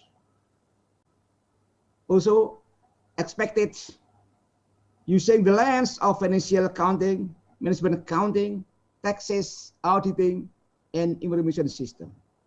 So it becomes clear that sustainability issue is accounting issue. So what's going on? TBL concept of Elkington. To understand that situation, let me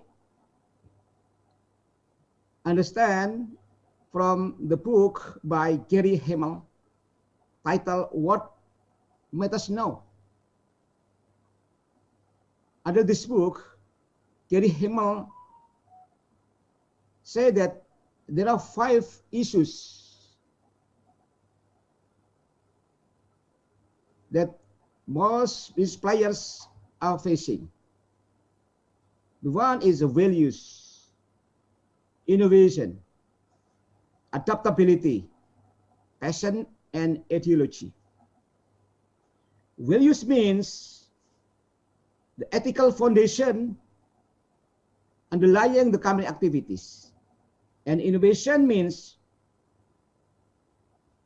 new alternative that everyone, the organization should do. And adaptability means the response that any people in the organization should change. And passion relate to the human spirits, given the adaptability, given the innovation. And ideology refer to the new ideology, new business ideology, based on the freedom and self-determination. And the value is going to be very important that Gary Hamel talk about. Value related to the capitalism. And also, it is capitalism that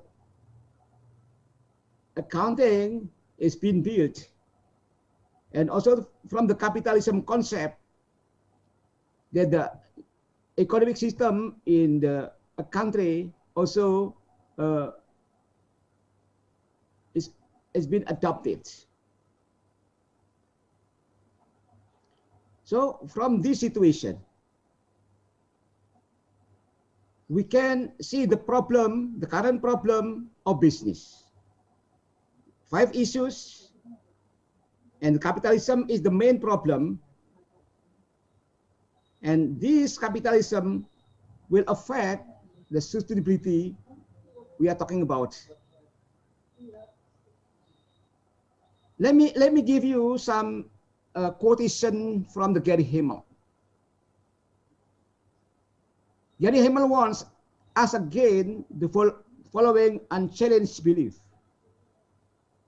Some quotation from Gary Hamel is, an ever bigger share of the world's wealth going to even smaller global elite. The other quotation, companies spending $1 million to tilt the regulatory playing field in their favors, and so on. This is the 5 quotation that Gary Hamel wants us about the capitalism. Also the ones. Gary Hamel talk about the most toxic strategic assumption underlying in the management, underlying in the economy. One, for example, paramount objective of business is to make money rather than to enhance human well-being in economically efficient ways. And that's why from this we can understand why the one like Milton Friedman define CSR is the social business of business is to earn return for shareholders. And this is, according to Gary Hamel, it's going to be dangerous for the sustainability. So what's going on with the financial system? From the current capitalism problem, we know that the concept is going to be big problems. From the book by Nick Silver, Finance, Society and Sustainability, how to make financial system work for the economy, people and planets. We can understand that there are 3 aspects in the financial economy will affect human society and also natural world. The mechanism will work as follows. Financial system will allocate fund to the economy activities. Then the economy will affect human society and also will affect the natural world. So from this mechanism, we'll see the problem, social problem, the environmental problems. So this situation, what Elkington called black and gray swans. So today, we have 3 critical challenges in today's business environments: globalization, innovation, and shared value.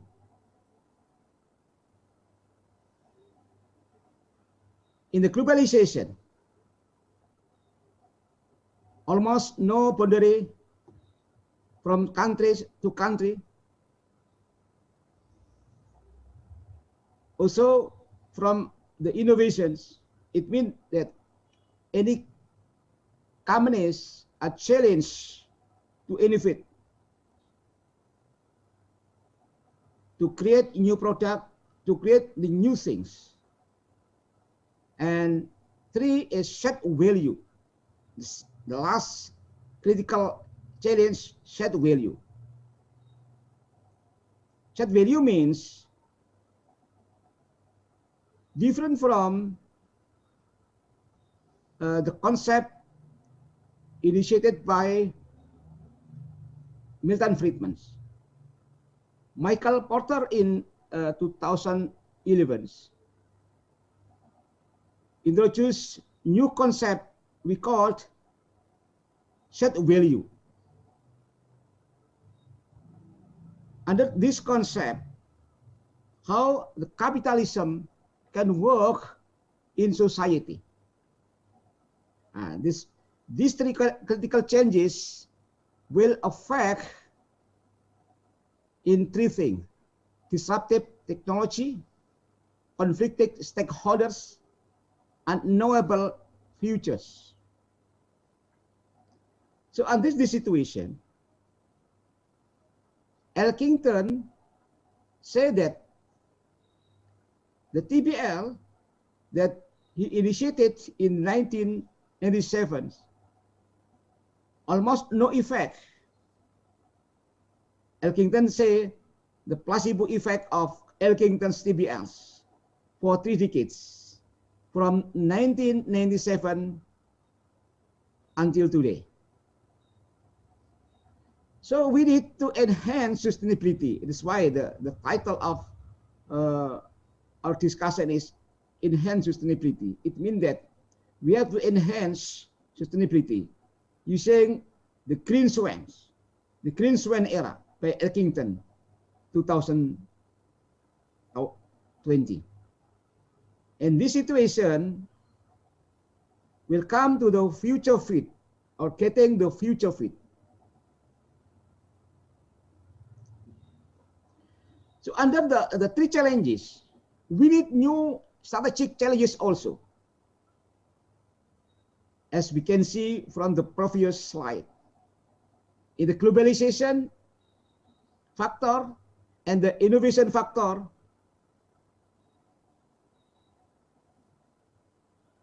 we can have the disruptive technology. Right now, there are so many disruptive technologies. And under the globalization factors and shared value, we come up with the unknowable future. And under the innovation factor and shared value, we come up with the conflicted stakeholders. So we need the new strategy we call the business humanity strategies to address the three challenges in the today's business environments. So globalization and innovation, we should come up with the innovative business models. And under the globalization and shared value, we come up with a sustainable future. And under the innovation challenges and shared value, we should come up with the co-creation of value. And this is again the new strategy we call the business of humanity strategies.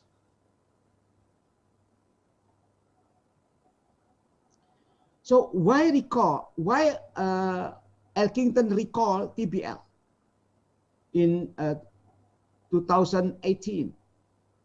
In the Harvard Business Review, Elkington wrote an article that he recalled TBL concept he initiated in 1977. Why? There's some reason. Since 1990s, systematic sector has grown rapidly, but somewhere between $1 and $2 million in annual revenue globally, not giants. It means that the growth is not so giants, according to Elkington. The second, given the huge future, but it is from the clear to whom that wealth will go. This is the issue justice, right? Well, there have been unquestionable success. Our climate, water, resource, oceans, forests, soils, and biodiversity all increasingly threatened, becoming to the climate change. Yeah? TBL was never designed to simply as an accounting tool. This is very important to note that TBL not designed to be an accounting tool. This is one of the Elkington reason why he recalled TBL. The fact, the basic idea of TBL just inspire platform like the GRI and the Dow Jones Systematic Index. We have the GRI index, we have the Dow Jones, we have the GRI guideline, we have the GRI standards. This is coming from the TBL concept. It means that Elkington said that TBL just inspired platform like the GRI, like the Dow Jones. So not meet the basic objective like Elkington expect when initiate the concept. This is the situation and how Elkington suggests to get move. We can see how to get the future fit. We can see from this slide the long road to system value source. The first, shareholder value. This is the old value. From this value, focus on the financial returns. Then come the set value. This concept initiated by Michael Porters. Business and financial performance still come first. Integration is still limited with negative impact. Set again, good works as well. So the TBL concept as defined by Elkington still focus on business and financial performance. It means that still far from the social and the environmental aspect. So the business and economy still dominance. Then we expect to go the system value. The business in no way hinders and ideally contribute to society progress towards future fitness. This is the system that the Elkington suggests to go.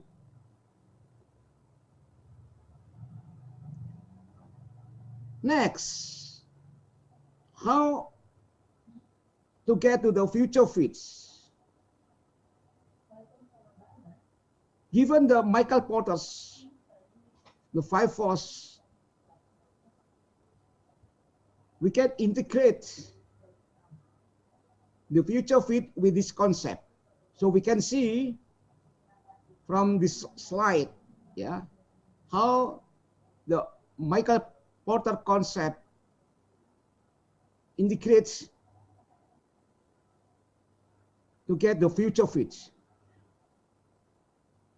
The 5 forces means there are 5 factors: new entrants, suppliers, rivalry, substitute, and buyers. But different from the Michael Porter itself, under this slide, under this concept suggested by Elkington, other the subset, under the subset economy, and under the subset society, and under the subset environments. So economy in the society subset and the subset of the environments.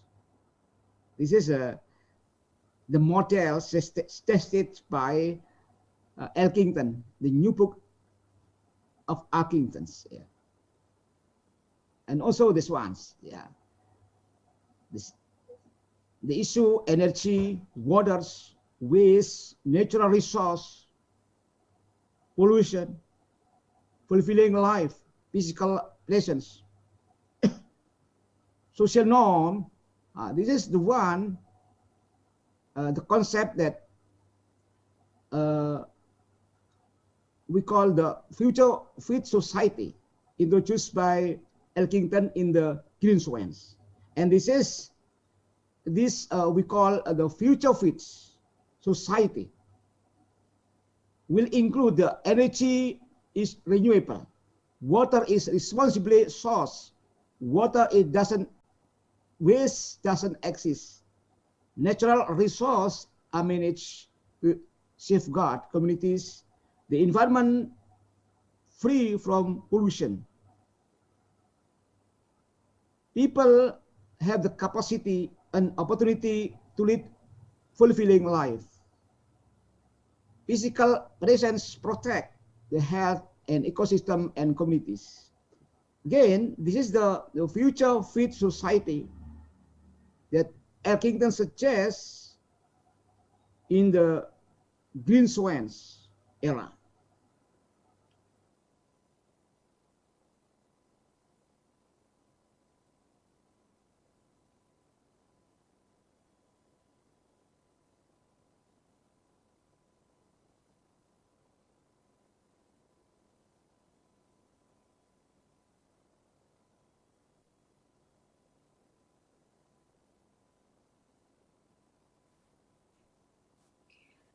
Okay, everyone, we have listened.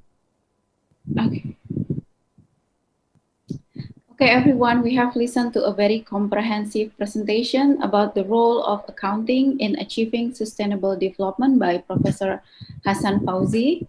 So I would like to again remind to the participant to address your question to the speakers through Zoom chat box or YouTube comment. So then let's move to the third speakers. So we have Professor Kupran Viswanathan.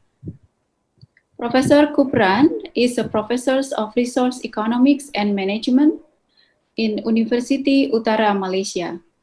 Before joining University Utara Malaysia, he was an associate professor of resource economics at the Faculty of Economics and Management, University Putra Malaysia.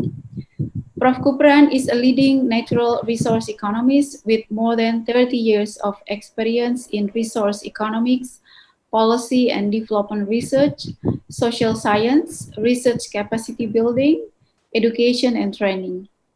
In the international level, he has served as the board of Marine Steward Council, the United Kingdom, and is currently the chair of the United Nations Global Impact on Responsible Management Educations. Hello, Professor Kupran. Hello, Prof.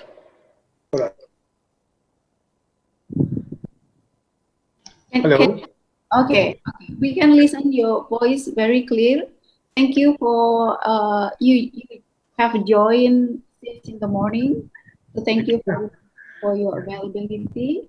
So time is yours, Professor Kupran. You have around 20-25 minutes. All right. First of all, thank you very much for the organizers of the conference, especially Dean of School of Economics and Management, Economics and Business of Universitas Sebelas Maret, and of course the conference chair, Dr.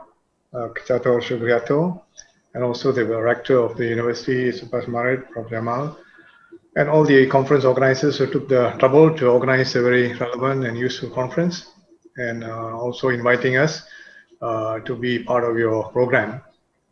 So I'm pleased this morning to talk to you all as part of the plenary session to discuss some issues about the COVID-19 and economic policy. I think many countries are struggling with the economic policy. What is the best way to handle this COVID pandemic business impact? And most of the time, the biggest problem is a downturn in the economy, a complete loss of jobs, shutdown of businesses, GDP growth rate becomes negative, and everybody is in a sense of gloom. So how do we actually move about? What is the best economic policy to look at it? So I will, I think my slides are given to your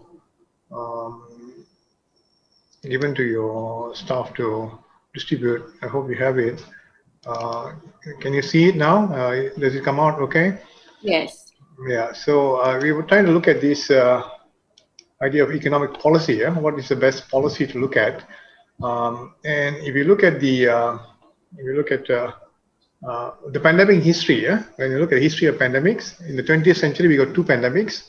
The Asian flu in 1957, Hong Kong flu in 1968. And these were not really that serious as what we are suffering now. We managed to handle it because the spread wasn't that widespread. In the 21st century, we had 4 pandemic outbreaks.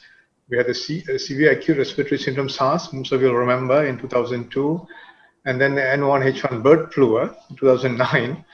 And then we had also the Middle East respiratory syndrome, MERS, and many of our friends who went for Hajj, in Mecca, and all the way worried, how is this going to affect? So this was also brought under control, and it did not spread as rapidly as the one that we have now. And then Ebola, which peaked in 2013. So these are some of the major pandemics that took place that is in our memory for most of us who have been around, would have seen this and experienced what happened during that period. However, the economic impacts of these pandemics were not as bad as what we're experiencing now. The latest global COVID data, if you look at total cases of 42 million, cases around the world, this is what was up to yesterday. Total deaths, about 1 million people have actually died.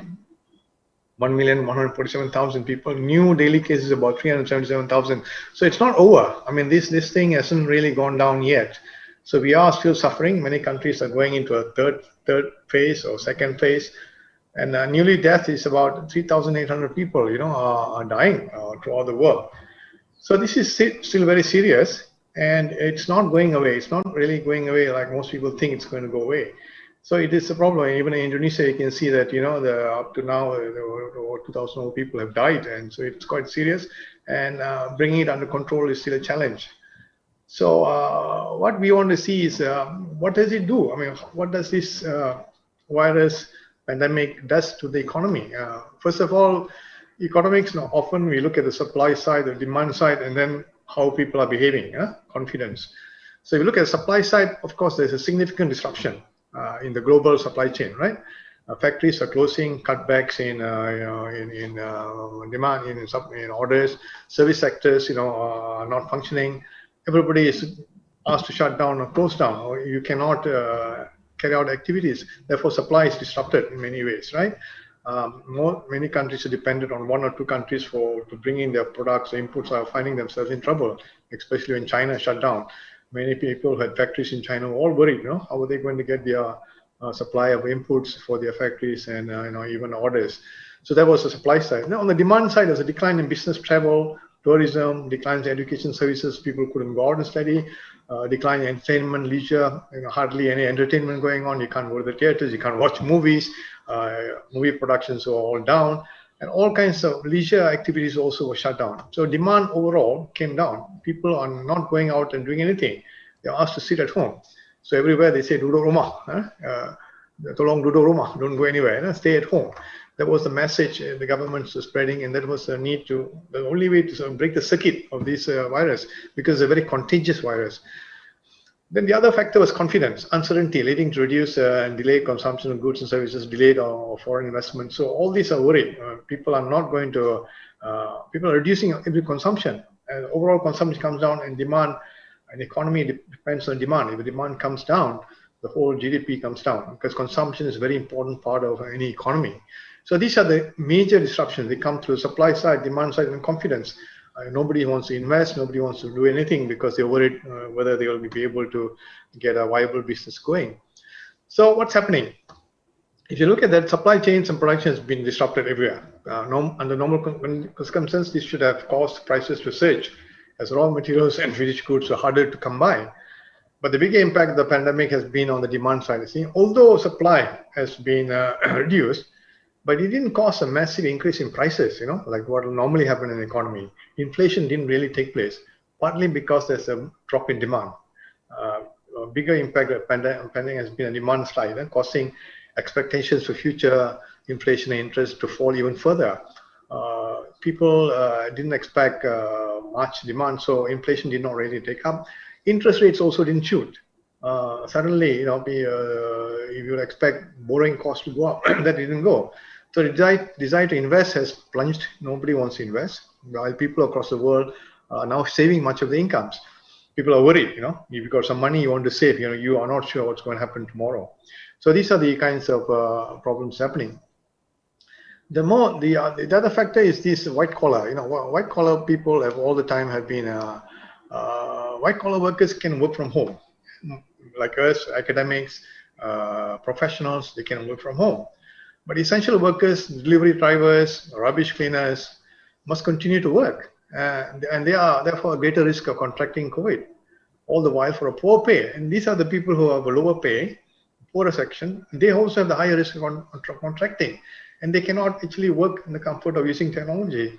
So those industries such as hospitality, and these hospitality young people have borne the brunt of job losses. So many of these people in hospitality industry, hotels, tourism, young people, and they also have lost their jobs. So you have a major poverty impact.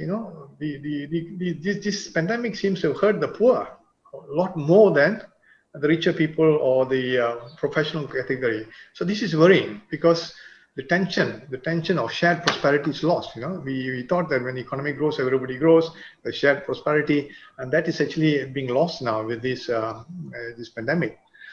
So even before COVID-19, policymakers were starting to focus once again on the greater effect of the bust and boom of the business cycle of the poor. How would this affect the poor? When the economy goes down, what happens to the poor? Because the poor are the people who suffer most because they don't have the resilience, while the well-to-do, the richer people usually are able to rebound quickly. But since the economy has been hit with a crisis that hurts the poorest hardest, a new sense of urgency has emerged. The governments are begin to feel very urgent. You see, even in Indonesia recently, there were some riots and all that when the changes to the laws of employment. This again shows how the poor people are feeling. How are they going to live? And that has got greater agency on governments. This is behind the shift in macroeconomics. How the macroeconomics theory and suggestions can be used now under this kind of condition. So devising new ways of getting back to full employment is once again a top priority for economies. So how do we get full employment? How do we get people to be employed? How do you get the economy going? In the face of this pandemic? So this has been a real concern and a real worry in most countries, not only developing countries, also developed countries. So we find that.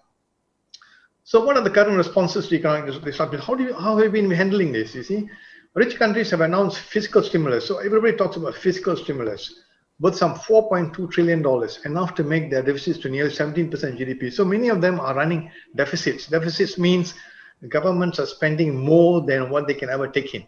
That means if their tax is only $1, they are spending $1.20 or $1.17 for every dollar they're taking in. So the deficit is about 17% GDP.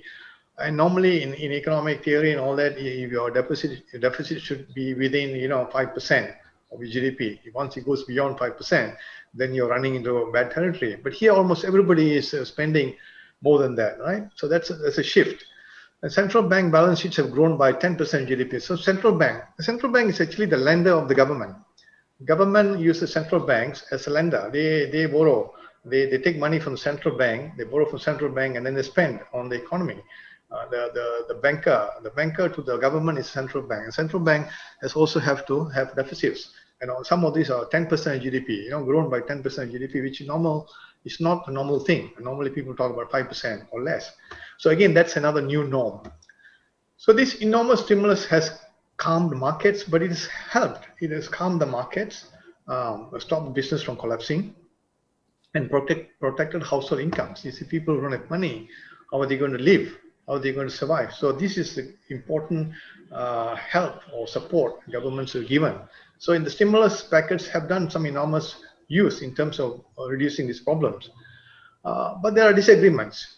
Where are these disagreements? There remains disagreements over who should continue to be pulled, who should be continue to be helped, who should do the pulling. Is it the government or the private sector or NGOs, and what the effects will be? So there's some disagreement. Some people say, no, government should continue to do more. Others say, no, governments have done enough. Let's let the private sector slowly recover. Then economists and policymakers can be divided into three schools of thought. That means the thinking. How do economists respond to this, from the least to the most radical? So you have the most radical ones and then the least radical, more liberal ones. One which calls merely for greater courage. Some people say, don't worry, things will work out, have more courage, right? So that's one extreme. One which looks to fiscal policy. They say, let's use fiscal policy. Fiscal policy means government spending by using the government budget. That's fiscal. How do you make your budget so that it helps the economy? Because we are talking about consumption. Consumption is one big part. Investment is one other part of the economy and government. So the government can go into as a major player and start to increase the consumption and investment and government expenditure. So one which looks to fiscal policy, that's one. And then the one which says the solution is negative interest rates. The other one that uses monetary policy says that let's try to keep interest rates low. And interest rates are already low now. If you look at the world everywhere, interest rates are so low. It's never been this low. And some countries even negative interest rates. So they say, as long as the interest rates are low and negative, governments can continue to spend. They don't have to worry because the cost of spending is not that high. But if interest rates are high, the governments cannot do much. They have to also stop spending. So that's the kind of thoughts they have. So the first school, its proponents say that so long as central banks are able to print money to buy assets, they'll be able to boost economic growth and inflation. So they say, as long as the central bank of each government is able to buy assets of companies that are in trouble and able to boost economic growth and inflation, it will be okay. That's one school of thought. Some economists argue that central bank must do this so that the extent necessary to stop growth and hit inflation targets. So they say the central banks must do this only to the extent to restore growth, not other than that, and to hit certain inflation targets. So they can keep inflation within certain targets. As long as you're doing that, that's fine. Don't go beyond that. If they fail, it's not because they're out of ammunition, but because they're not trying hard enough. So they say if you fail, it's because you're not trying hard enough. Actually, you could spend more. You could actually do as a central bank. That's one view. The second school of thought then relies on fiscal policy. Adherents doubt that central bank asset purchase can deliver unlimited stimulus. Some people say, no, this central bank buying of assets cannot do unlimited stimulus or see such purchases as dangerous or unfair. Some of them say this kind of thing is unfair. Perhaps, for example, because buying corporate debt or helping these companies keeps companies alive that should be allowed to fail. These are actually bad companies. They should have failed anyway. Why are we using public money to save them? So that's another school of thought. They say you cannot really do so much. You must stop somewhere. So they say better for the government to boost spending or cut taxes. So one is to cut taxes and to give direct money, spend money. When the budget deficits or soaking up the gulch of saving created by private sector, it may mean running large deficits for a long period. So they say government should spend, which means taking less taxes. You cut your taxes and you spend more, so you will be in deficit for a long period, which was before frowned upon, but now under the pandemic, people say you should be doing that. So, but this view does not eliminate the role of central banks, but it does regulate them. You see, relegate them. Let me say, does relegate them in the sense that you see, you're not supposed to get away. They become enablers of fiscal stimulus, whose main job is to keep longer-term public borrowing cheap as budget deficit source. So the idea is to keep public borrowing cheap, with lower interest rates. They can do so either by buying bonds up directly or by pegging long-term interest rates near zero, as the Bank of Japan, for example, has almost zero interest rate, and the Reserve Bank of Australia also currently doing. So that Indonesia is also doing some of that. So as a result of COVID-19, the fine line between monetary policy and government debt management has become blurred. I mean, it's not clear now. What is this line between monetary policy and government debt? Normally, they say government should manage debt properly. Don't go into too much borrowing. Try to keep it within 5% or less of your GDP. But now most of these are broken. These ideas have gone off the window after the COVID. According to a report of the Bank of International Settlement, this is what's happened.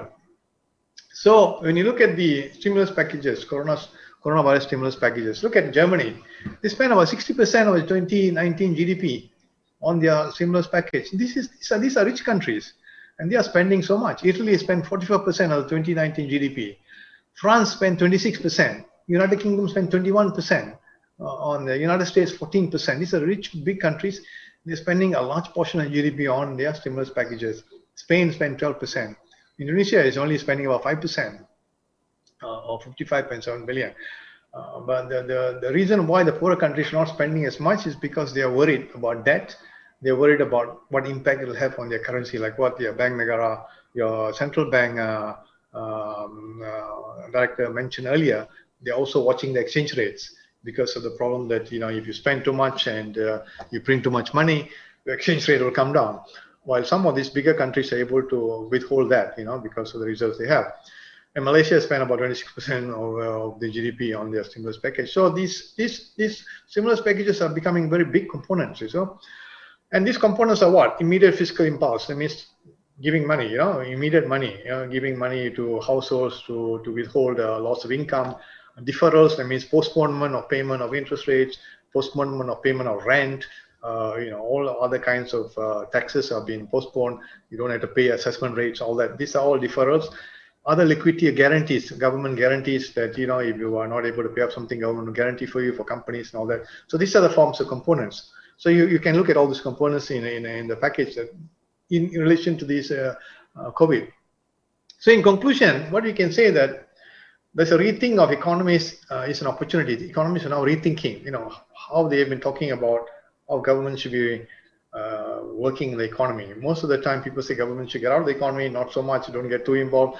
But COVID-19 has actually brought in government to be a very active player in the economy. And in fact, the government has become a savior in many ways. So there now exists a growing consensus that tight labor markets also could give workers more bargaining power without the need for a big expansion or redistribution.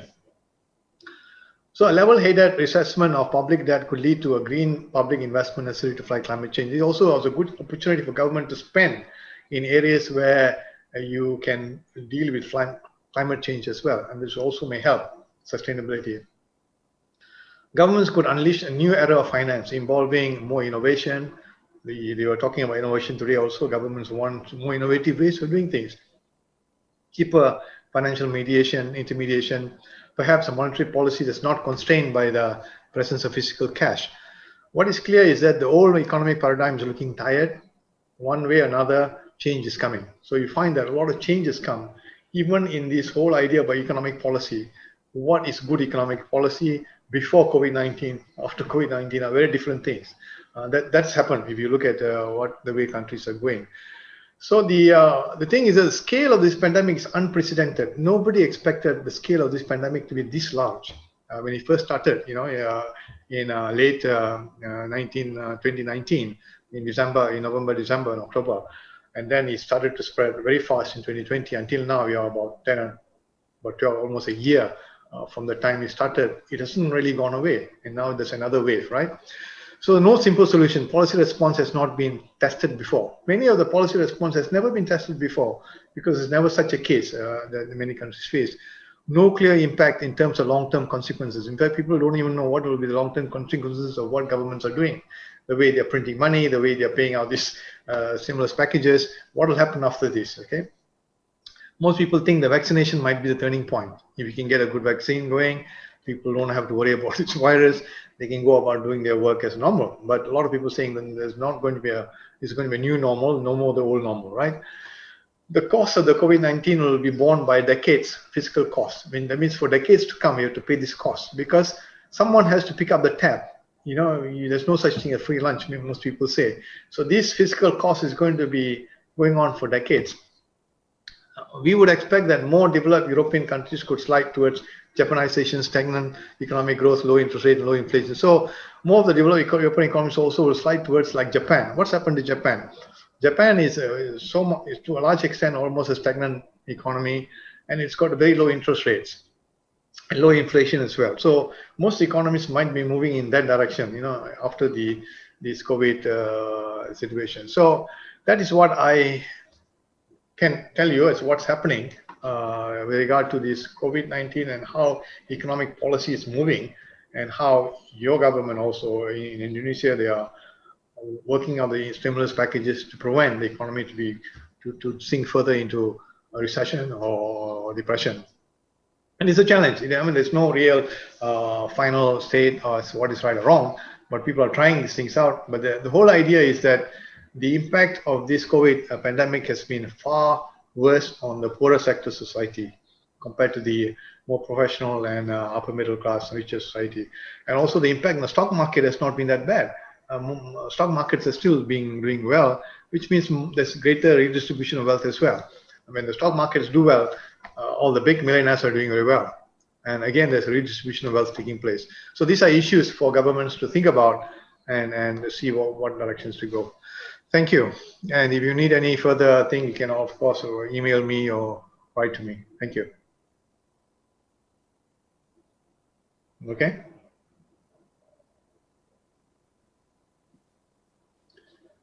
Thank you, Professor Kupran, for your timely and informative presentations on economic impact of the pandemic and also the policy response. Before we move to our fourth speaker, I would like to remind the participants again to all address your question through the Zoom chat box or YouTube comment. So we can move to our fourth speaker. We have Dr. Andrea Moro. So Dr. Andrea Moro is a senior lecturer at Cranfield School of Management, Cranfield University in the UK. He joined the university in 2014, where he currently teaches finance and entrepreneurial finance. Prior joining the Cranfield University, he was an academic for the Open University Business School. And further, Dr. Moro also has extensive experience for 15 years as a senior finance advisor for SMEs in consulting firm. Hello, good morning. Very good morning, Dr. Moro. I think you need to unmute. Welcome, yeah. Okay, yes. Sorry. Welcome, yeah. Good morning to everyone.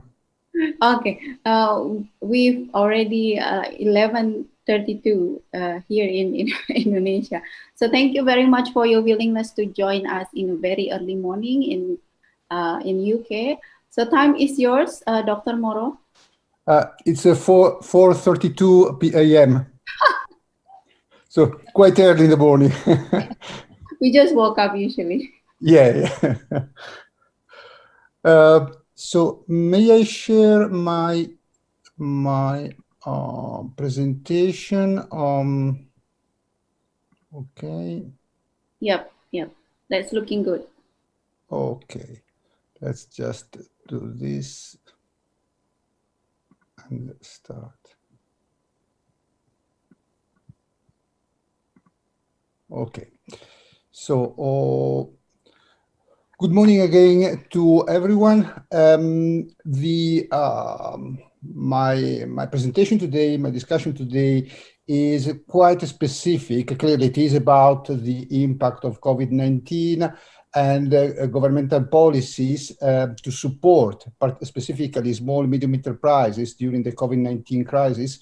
And I will show you some of the two major UK governmental interventions and some kind of an assessment about the effectiveness of these interventions.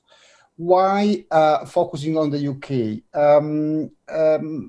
By focusing on the UK interventions, we at the end of the day have a good example of what is currently happening all around Europe, because the two interventions that I will show you are in one way or in another the typical policies that are currently implemented by governments all around Europe. So having a first idea, because clearly it is very early, we are dealing with a completely new phenomenon, very difficult to understand, that will have an impact for many days for many years in the future.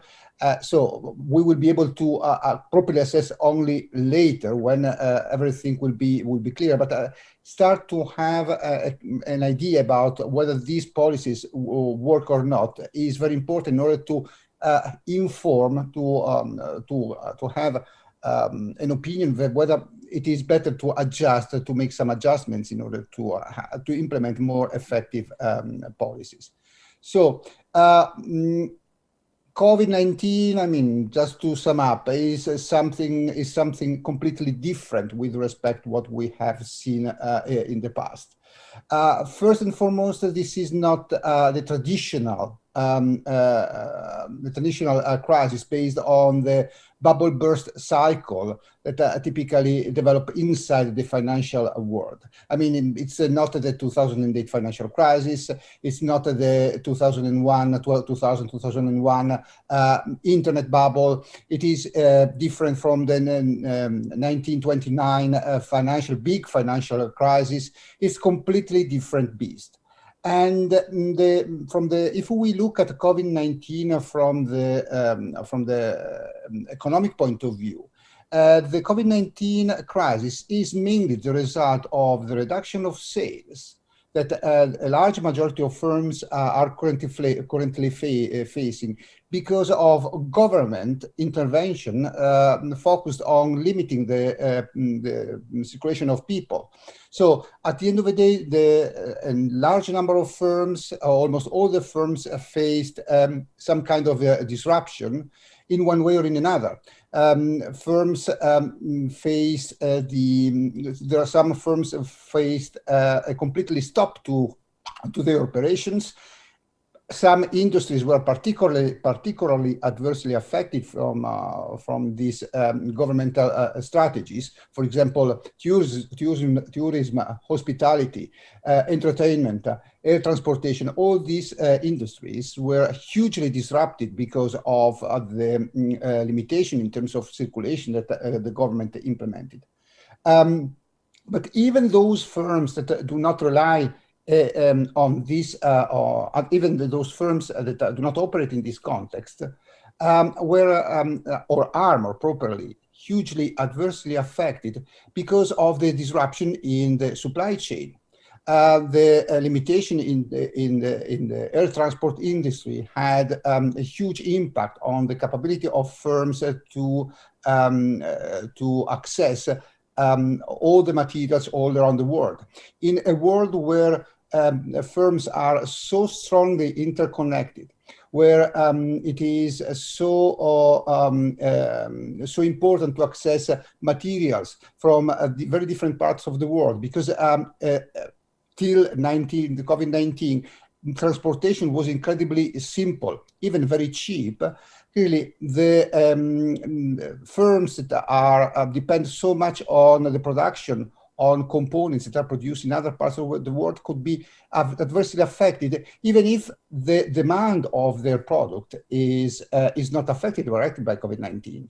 So even those industries where, for example, even these industries that faced an increase in terms of demand of products, think, for example, to those firms that operate in the biotechnologies sector, where there was an increase in the demand of products. Even those firms faced huge problems because quite often they had to deal with a supply chain that was hugely disrupted. And on top of this, clearly, people that was forced to stay at home with a lower salary or no salary at home immediately cut their demand of products. They reduced to the daily expenditure to the bare minimum, so affecting implicitly all the firms. So the consequence is, if we look at this from the firm point of view, an immediate drop in the cash that in the income and in the consequent cash that firms can access on daily basis. And from this point of view, the lack of cash is increases dramatically the risk of bankruptcy for firms. And among all the firms, small and medium firms are typically those worst affected for a set of different reasons. Firstly, for small and medium firms have a cost structure that is a little bit more rigid than the larger firms. I mean, each person, each employee inside the firm is an additional relevant cost, while in larger firms, clearly, with a lot of people that work in the larger firms,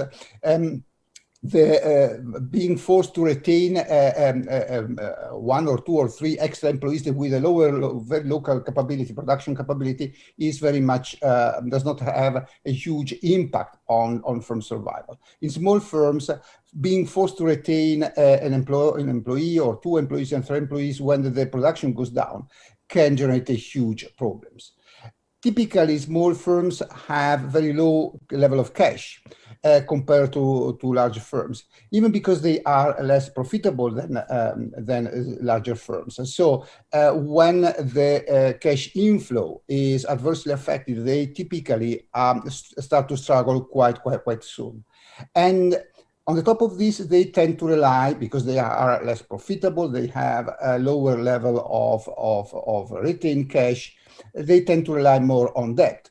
And clearly, when things start to go south, what typically banks do is to start to cut the loans, possibly they ask firms to repay short-term loans.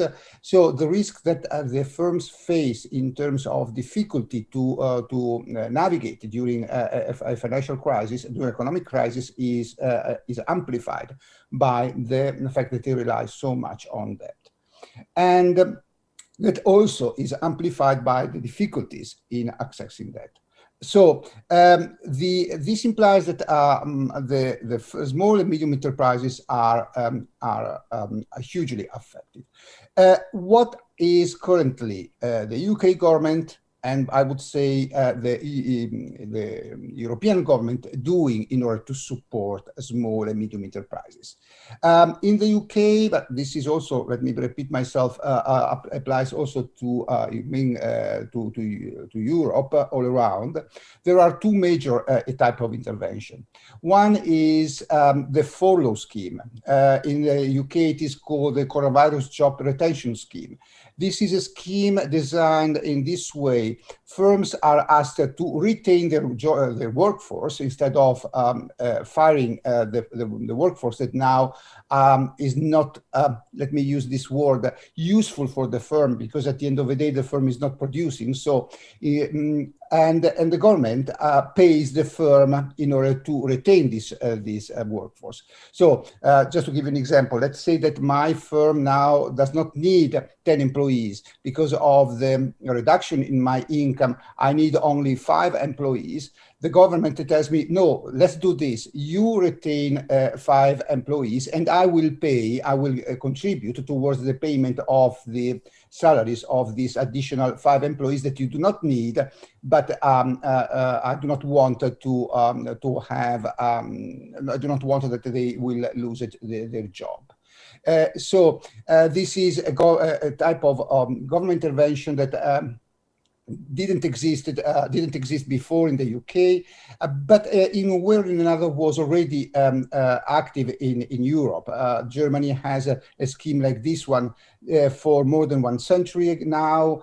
Italy has a similar scheme that is working for 60, 70 years now, and that was used in the past to support firms in crisis or all the firms during major economic crisis. Now also the UK government implemented this type of intervention. The second intervention is the bouncing back loan scheme, is a scheme where the banks are asked to provide up to £50,000 extra loans to small firms. And these loans, clearly, since they are high risk, because from the bank point of view, it means to provide credit to a firm that is not navigating a very calm sea. The government is providing providing some collateral, is granting the bank that if the firm is not able to repay the loan, it's not a problem. The government will pay the loan back to the bank. So this is at the end of the day, these are government-backed loans that firms can take out. How do we assess the impact of these two schemes? But what we did was to build up a sample of small enterprises in the UK, and we we developed 3 different scenarios using past data. We look at the performance of this firm, the expected performance of these firms without COVID. So assuming the past performance, the past 3-4 years performance of this firm without any COVID and without any shock would have been the performance, and we have the baseline scenario. Then, since we know we have statistics about the impact of COVID in terms of reduction industry by industry and region by region, what we did was to adjust this ordinary basic scenario according to the shock that currently the economy is facing. And then we correct, and this is the third simulation, the third estimation that we make. We adjust this the estimation under COVID by considering these 2 schemes. So the money that the firms are able to access because they retain employees via the coronavirus job retention scheme, and the extra money that they are able to, the extra cash they are able to access because of the bouncing back loan scheme. And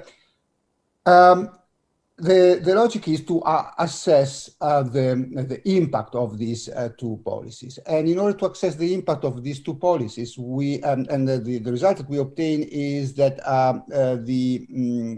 what we are looking at the end of the day is the probability that the firm is able to generate a positive EBITDA, where a positive EBITDA is typically a good proxy for the capability of a firm to generate cash, okay?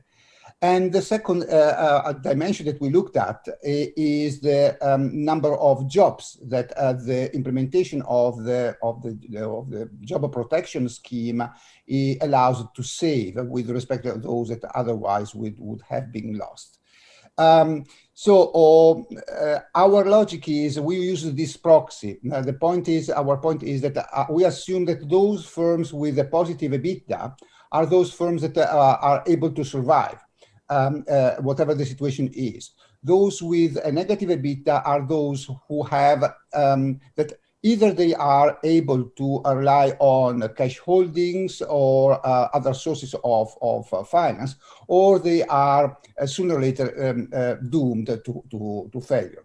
So in ordinary scenario, we have an EBITDA that is on average in our sample of £1.7 million, and the percentage of firms that are able to generate a positive EBITDA, so firms that are expected to survive to pass the year without the 2020 without any problem, is 75%. In the COVID scenario, this percentage goes down to 41%, and the average expected EBITDA becomes negative.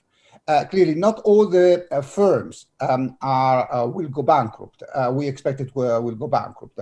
If firms have cash in the bank, they can use this cash or access to loans. So the firm can use this money in order to navigate during the hurricane. Let's use this metaphor. And then when things will turn for the better, they will be able to start to generate cash again, have a positive EBITDA, and so be profitable again.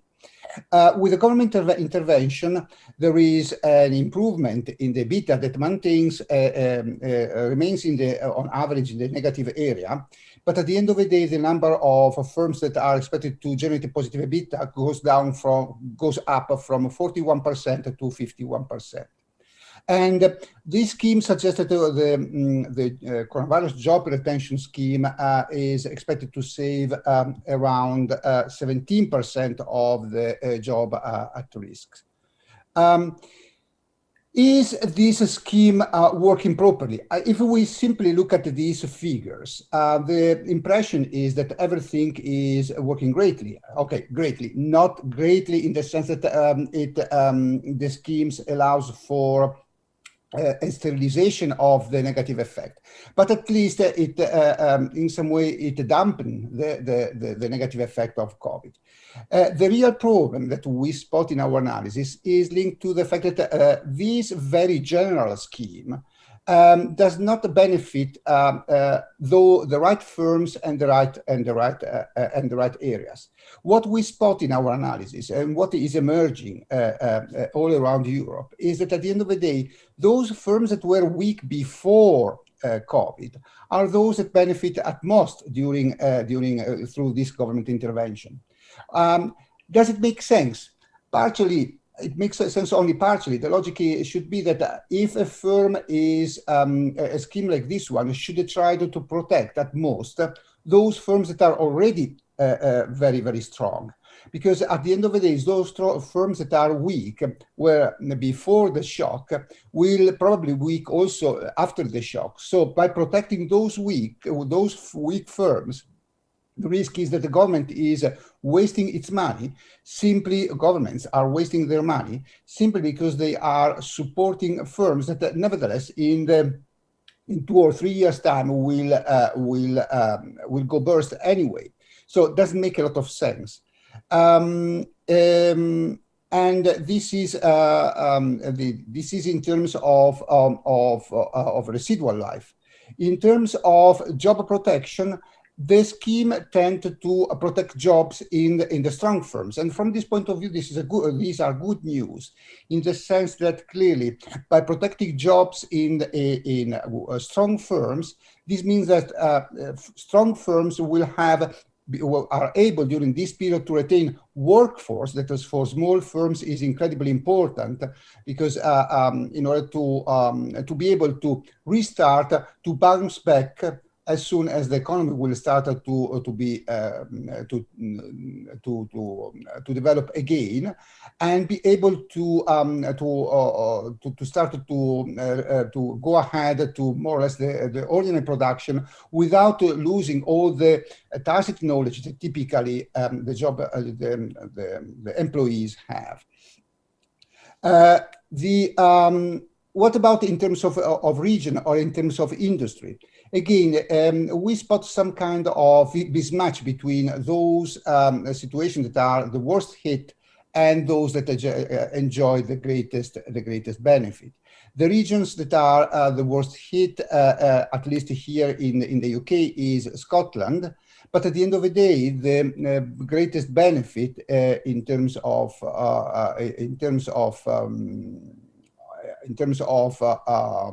supporting firms is enjoyed by London. That, by the way, is the region that is the lowest impacted by the coronavirus situation. Similarly, the worst hit industry, even because probably this is also an industry that was already not very solid, is the construction industry. But the greatest benefit generated by these two schemes is typically in the on the trade industry. So you see here immediately that there is a mismatch between what is the area that needs the greatest support in terms of government intervention and those areas that in fact receive the support from government. So general comments about the scheme. The scheme provides more support to weak firms in terms of increasing their EBITDA and extending largely their residual life, with an additional problem that is linked to the agency issues hidden in the loans provided backed by government. The big risk here is that, and there is already an ongoing conversation among academics and non-academics about the fact that firms can take out the loan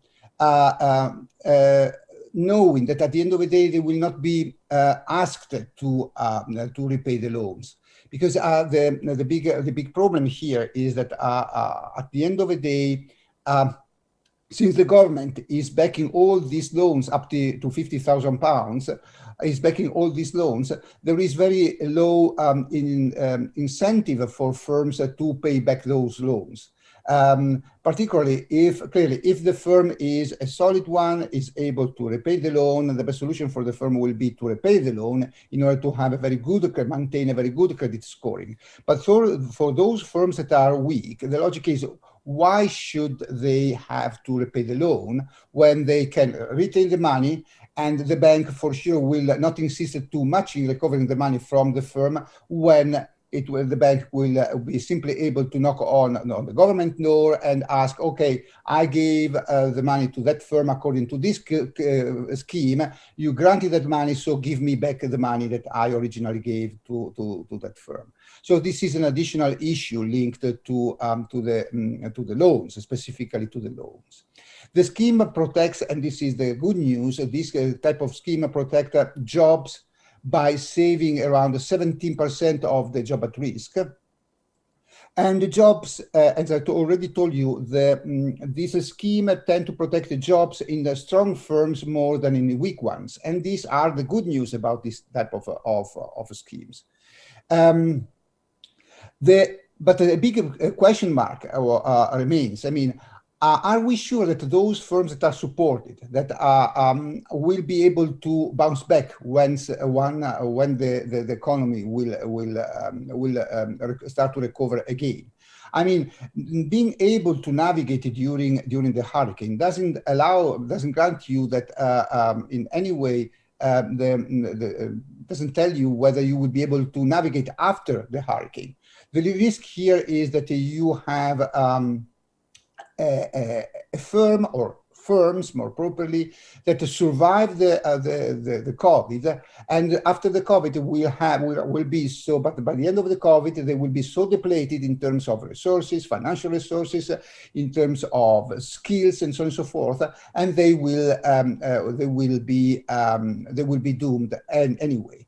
So an implication of these schemes is that probably, or more properly, I would say for sure, government will be forced to support further firms after the COVID. So the money that the governments all around Europe, all around the world are currently pumping into the economy is not something that will stop once the economy will restart again. Probably they will have to pump further money when the economy will restart again in order to support, to allow firms to jumpstart. So why are the question that remains open is, why are these policies not so successful as they are supposed to be? Our opinion, my opinion, but I mean the opinion of a lot of people, is that the major issue is that they are too general. They do not. They are too general and very simple to implement. So that at the end of the day, more or less everyone can access these schemes. Clearly, this was the intention of the governments, particularly during in March, April, during the first peak of COVID. Their intention was to launch schemes easy to implement that could help the large majority of firms with very, very little red tape, so that everything could have been easily performed, all the procedure could be easily performed by firms. The big problem, the downside of this approach is that at the end of the day, by being so open to everyone, they ended up, they were not able to target, to select, to set up some kind of grid that allowed the proper selection of those firms that deserve to be supported, in order to exclude those firms that do not deserve to be supported. The problem is mainly a problem of allocation of governmental resources. One question that probably in the near future we will have to start to investigate is how much money has been wasted by government by supporting firms that didn't deserve the support that they received. And this is more or less everything from my side. As usual, if you wanted to discuss with me, feel free to contact me via email at Cranfield. More than happy to discuss this topic with anyone who is interested in the topic. Thank you very much, Dr. Andrea Moro, for your very clear presentations on the effect of government policies on SMEs during the COVID-19 in the UK. So then we have now time to listen to our last speakers. Before we move to our last speaker, I would like to read his CV. So our fifth speaker is Dr. Alexander Bauer. So Alexander Bauer is a senior lecturer at Wittenberg University of Applied Science in Austria.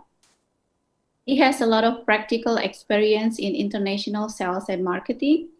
Alex has been a sales manager in various countries in Europe and Asia. So his positions as senior lecturer and practitioner is expected to be able to provide a more realistic perspective on the impact of COVID-19 pandemic on the business sector in various countries. Hello, Alex. Hello. See you again. So thank you for your willingness to join us. Thank you very much for the invitation. Thank you very much. So Alex, you have around 20 minutes for your presentation. So then we have 15 minutes for discussion. Time is yours, Alex. Great. I will share my screen again, and I hope it works. Yeah, it works. Great. And yeah, so lessons learned at Austrian SMEs during the pandemic. And as I already said before, I did a more practical approach, a very microeconomic snapshot of this one. So, and before we start, I always have to say there are no kangaroos in Austria, because very often Austria is confused with Australia. And so we speak about Austria, small country in the center of Europe with 8.9 million inhabitants. And we're, of course, very famous for the ski areas. And this is also, of course, one of the areas where there was a lot of discussion earlier in March this year, because it looked more like that. And that was in Ischgl, which is in Tyrol, a skiing area, and that developed in a corona hotspot in March 2020. So a lot of corona cases could be traced back to this hotspot, where a lot of tourists from Iceland, Norway, Germany were skiing there, and from there the virus was really distributed in a lot of different areas. So, and it showed also how desperate in the beginning, and still are, some of the companies were to hide infections, to not taking actions. And of course, in March, we didn't know what to expect. So that was also one of the reasons why things happening. And of course, the companies, when you think about the skiing tourism, they are dependent on a certain time of the year. So that's only a few months when they have snow, when they have tourists there. So actually, to not having business at this time, it's a disaster for them. And Ischgl normally says, relax if you can. Well, relax is easier said in these days, because how it looks like, the jobs at risk in the European tourism sector is actually very high and in Austria. So you see Austria is located here, so red zone. And this is also due to the fact that 70% of Austrians' GDP is generated by the service sector, and 10% of Austria's GDP is generated by tourism.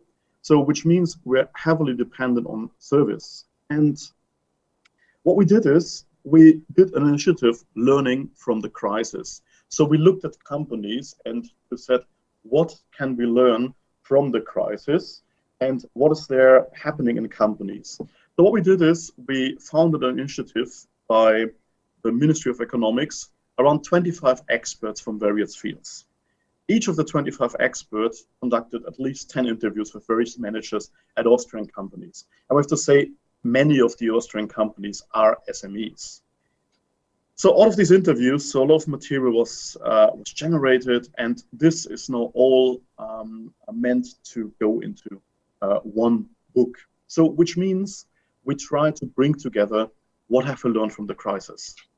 So it's a snapshot. It's current findings, and as the speakers before already said, we're not there yet. So we don't know what else to expect. So this is only the current finding, only a snapshot, what happens in companies. Well, for some companies, the foundation of the business model has been completely removed.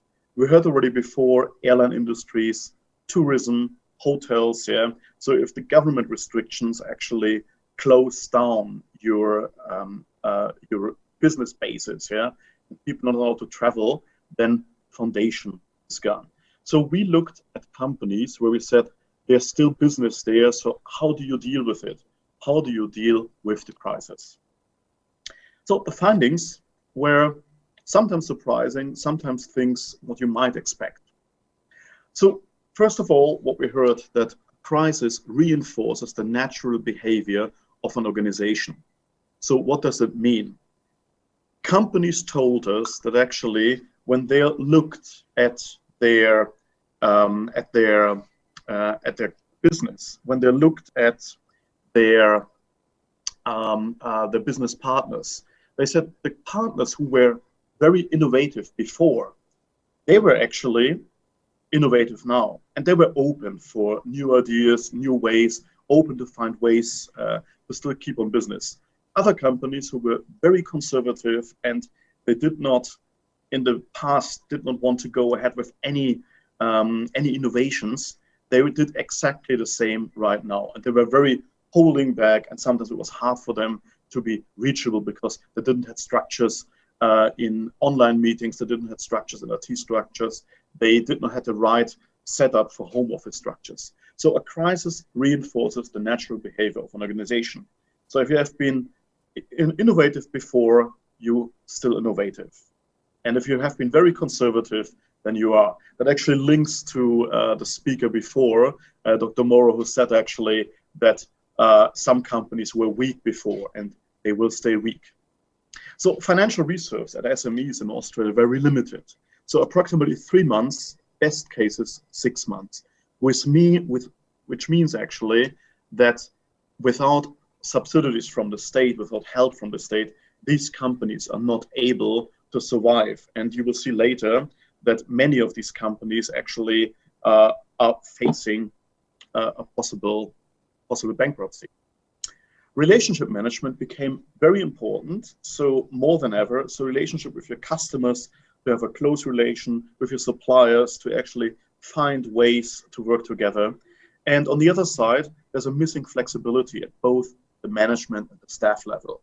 So missing flexibility, that means, for example, a paperless office and a lean structure in an organization were not implemented. So you have people working from home, but they don't know how to do it.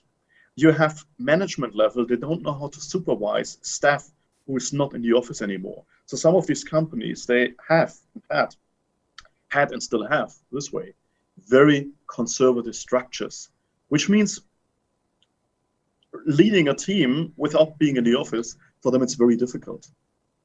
The crisis also became an activator and an accelerator for certain developments. So online versus offline shopping, delivery service. So which means that also we've seen that companies who were weak before, it accelerated the development. So some shops disappeared, but these were not the shops which had a very healthy business. These were shops which were already before the crisis threatened by online purchase, for example.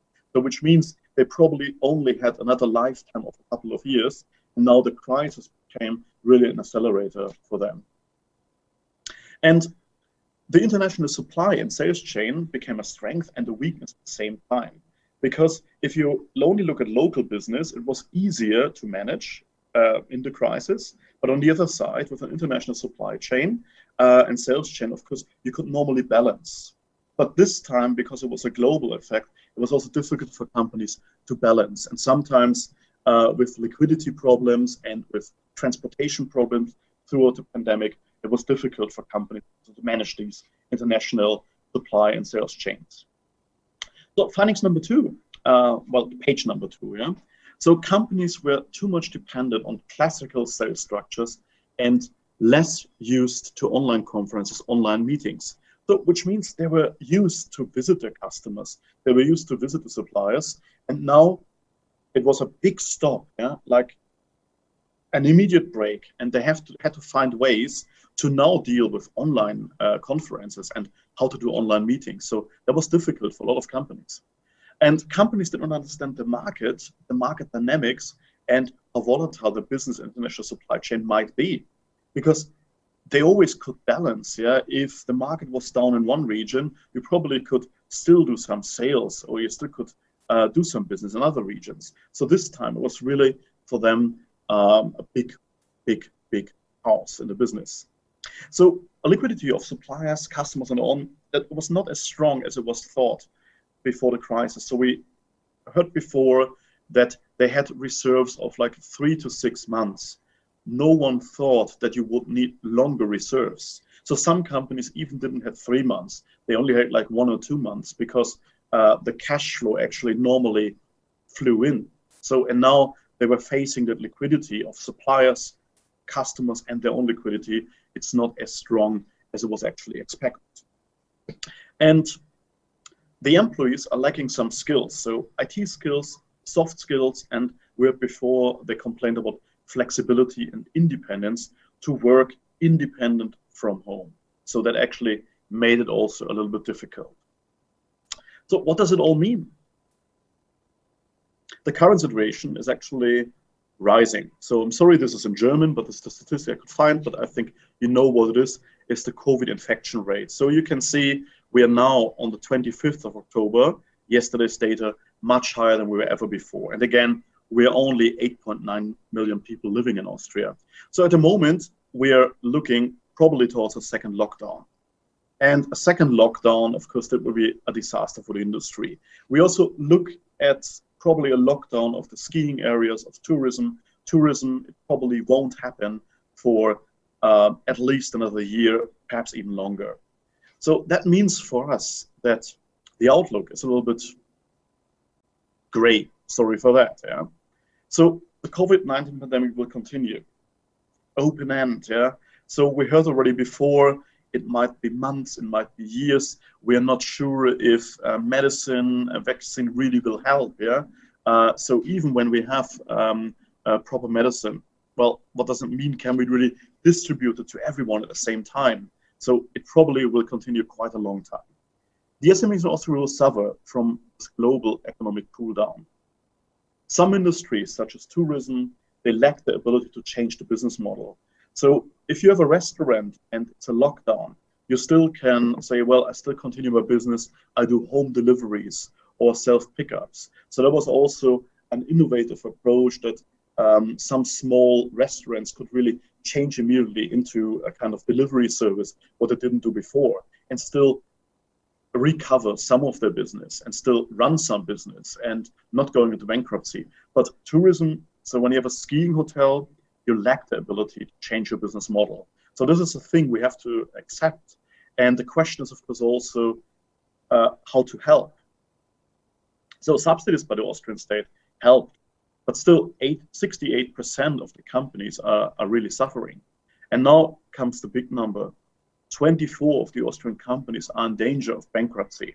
So at the moment, we had a lot of state help. Yeah? So the Austrian government, they pumped a lot of money, and it was around 16% of the gross domestic production. And so in total, they discussed between 38 billion to 50 billion euros to pump the industry. So at the moment, companies are supported to not lay people off. The problem is, this is only delayed. So the longer it takes, probably in early 2021, if this continues like that, we probably have 24% of the companies in the danger of bankruptcy, which means a lot of workplaces will be lost. And that means also uncertain consequences for society and politics. So how can we generate jobs? At the moment, really difficult. So what are we doing with a growing number of unemployment people who just cannot find a job? Because Austria has a very, very close net of social security. So anyone who loses the job will fall into a net, which means you get unemployment benefits. And this is more or less for an unlimited time, yeah? So which means no one losing the job will have to suffer completely. However, people have houses, people have own apartments, they have cars. So which means with unemployment benefits, you cannot keep your level you're used to. So which means we are facing that a lot of people might face poverty. So the question is for society and politics, what to do about it. So what to do with people who just cannot find a job. And as a state at the moment, it's really difficult to set the right framework. And the question is also, what is the future role of the state who invests now heavily in many companies? So are we looking later from a lot of companies in the last 2 decades being from state companies, being privatized? Are we looking that companies from the private sector will be state-owned again? So is the state will the state become a shareholder in a company? So these are questions we don't have answers right now. And that's, of course, it's open for a lot of discussion. So that was only a little bit of a snapshot because I wanted to show you, so what's the situation? You probably see similar situation at companies when you speak to them, probably similar problems. And the big thing is about another Austrian mountain here. That's the highest, the Großglockner. And the problem we probably have is we're not yet at a peak. We're somewhere down here. So which means we don't know what to expect. We have the famous black swan experience. And it looks a little bit like this. Go on, you keep everyone waiting, and we are pushing, but we're probably at the end of the road, and we probably have to rethink what to do. So that was a little bit of a snapshot from Austria, and I'm open for comments, questions. Please also feel free to connect. And I would say thank you, Terima kasih. Terima kasih, Dr. Alexander Bauer, with your insightful and interesting presentations, just like what you have explained yesterday to all of us during the pre-conference.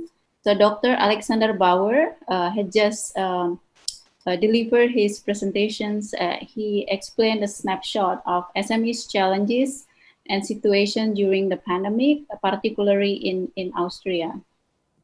So now is the time for discussion. We still have around 15 minutes. We have 2 questions from the participants. I think we have Ella and Aya who are going to ask the questions. Please, Ella and Aya, for the question.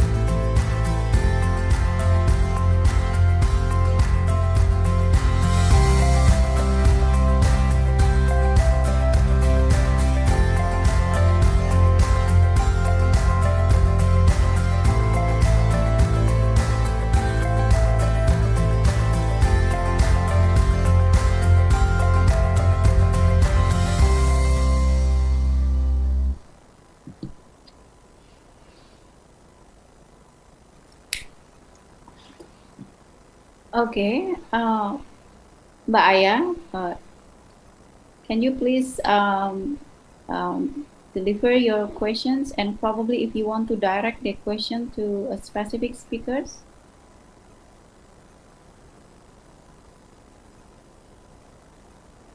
I think you need to unmute Mbak Aya.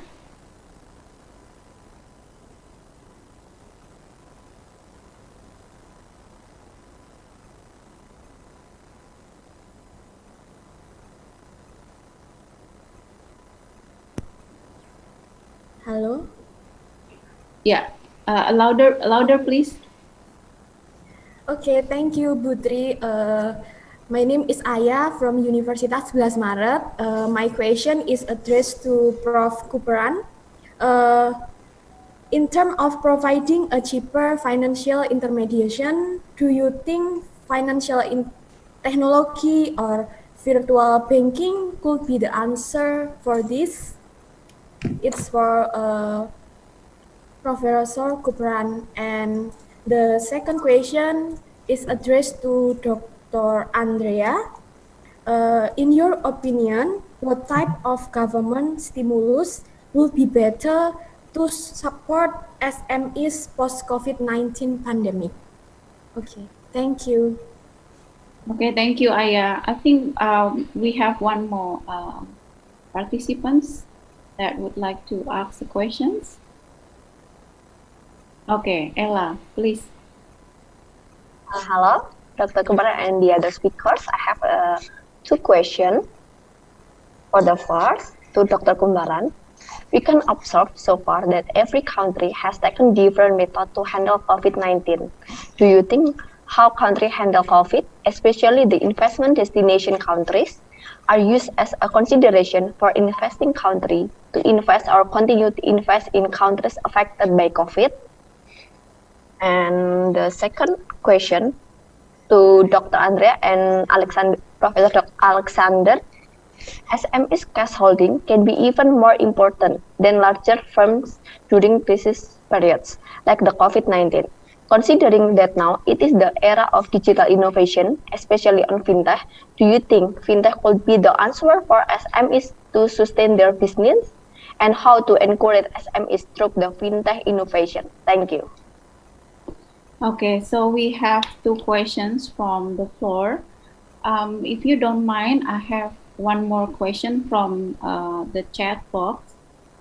So the first is regarding it's directed to any speakers regarding to larger government debt. So due to the pandemic, so many countries extend the fiscal incentive.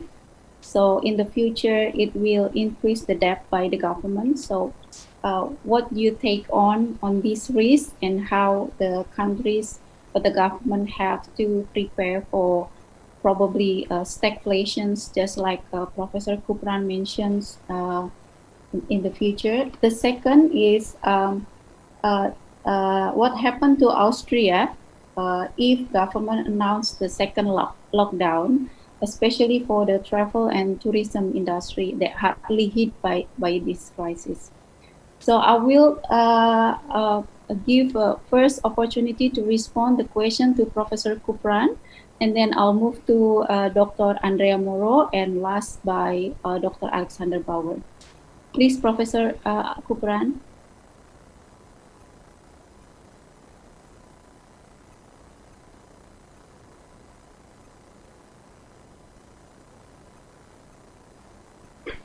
We still not be able to listen your voice, professors. Okay. Okay. Okay. Can you hear? Yeah. Right. I think the most serious problem in especially in developing countries is that we have not many safety nets, social security safety nets, and also many people are involved in the informal sector. So in that situation, government spending often has to consider direct payments to people to sustain a situation where they can't go out and work and they cannot have any income. So in those countries, then direct government money transfer is seen to be the only approach that can sustain people at least during the pandemic, until the pandemic gets a little bit out of the way and people can go out and start doing their work and they begin to get their regular income. So more direct income packages are likely to be the approach used by governments in countries where the informal sector is quite large, where people are not really used to a much more developed economy where there is a higher level income for most people and poverty level of people is not that high. So in that situation, I would see a more direct transfer of income as an important stimulus package, as was asked. But while in the more developed countries, it might be made in the terms of deferments and other kinds of guarantees given to companies and other sectors to support this problem. So that will be my answer to the question asked by the first person. Yeah. Okay.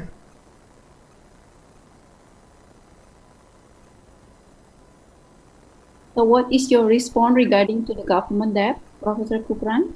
Right. These one of the good things about government debt is that we are living in a regime where interest rates are very low. If interest rates are very high, I think almost everybody is going to be in trouble. We are entering a region where you find governments are able to spend so much is also because they are not burdened with the possibility of very high interest rates. And so that's one good thing that's happening everywhere around the world. You find that somehow there's still money available, and even the governments are printing money, interest rates are not high. If interest rates are high, I think this will be a serious problem. And if governments can control interest rates and inflation rates, then this deficit spendings will not be a serious problem, at least for now. And in the future, if that pandemic goes off and the economy starts to recover, there is a real possibility that this problem can be sorted out. But if interest rates are high, and then it's a serious problem. We will be caught in a debt trap, and it's going to go on for decades before the economy can recover because of the higher interest rates and how governments have to finance those interest rates. Okay. Thank you for your response, Professor Kupran. So now we would like to hear the response from Dr. Andrea Moro. Probably you can focus on the digital innovations or financial technology in helping or assisting the SMEs during this very tough time. It's it's quite intriguing because we in the last 20-30 years, what we tried to do was to push the technology in order to make everything fast. Okay, so we can easily move money all around the world. We can all the firms now implement the just-in-time strategy in order to deal with the supplies of raw material, work in progress, and so on and so forth, components, and so on and so forth. In what the COVID-19 is teaching us, that is that maybe we push a little bit too much this approach, in the sense that this is my opinion, but I mean having, for example, in terms of logistics, this extremely stretched chains. There is nothing wrong in relying on other firms, in trying to simply assemble things and to not produce them in home. But when in doing this, firms stretch so much and try to cut so much for example, the stock of raw material, the stock of components, the risk is that if you have even a tiny disruption, and COVID is anything but a tiny disruption, the risk is that you end up with huge difficulties in dealing with the production. The very same logic applies to money. We have nowadays firms that all the firms are very careful in trying to avoid to have large bunch of money or large bunch of cash in the bank. As I told during my presentation, typically small firms do not have a lot of cash in the bank. But in the last 20, 30 years, this relatively small amount of cash went down further, because the logic is, if I have money in the bank, this is not used. So I appreciate there could be some emergency tomorrow, but in some way, some kind of possibly over-optimism pushed all the firms towards the keep this pot of money very, very much reduced. And this is the negative aspect of the way in which we are dealing. On the positive, technology is helping us to access further money. I mean, peer-to-peer lending, for example, or innovative ways to, particularly for very innovative firm in the technology industry, like firms related to the exploitation of the blockchain technology and so on and so forth. For these firms, the disintermediation and the use of the systems like initial coin offerings, the tokenization of finance, crowdfunding, peer-to-peer lending, and so on and so forth. For these firms, all these sources are incredibly important. And to be honest, they are only marginally affected by COVID. And if anything, by dealing everything electronically, simplifies the life, the access to finance. Because clearly we have to take into consideration, there is research along these lines, that now people is even concerned in handling cash. Because clearly cash could be transferring banknotes from one hand to another, could be a way to transfer, to get ill, to get sick, because it is a way through which COVID can move around in the population. By doing everything from home without having to approach a loan manager or bank manager or other people, without any physical paper. This in an area where when we are trying to limit our interaction, the physical interaction with other people, could be very, very beneficial, very useful. So from this point of view, there are, as usual, positive and negative aspects about the use of technology. On one hand, it pushed a lot us so that nowadays firms do not have the money that they used to have in order to deal with shocks. But on the other hand, we have financial infrastructure that allows us to deal with a situation where we are asked formally to self-isolate, to reduce the physical social interaction. Because at the end of the day, we interact. We are attending conference. I'm in the UK.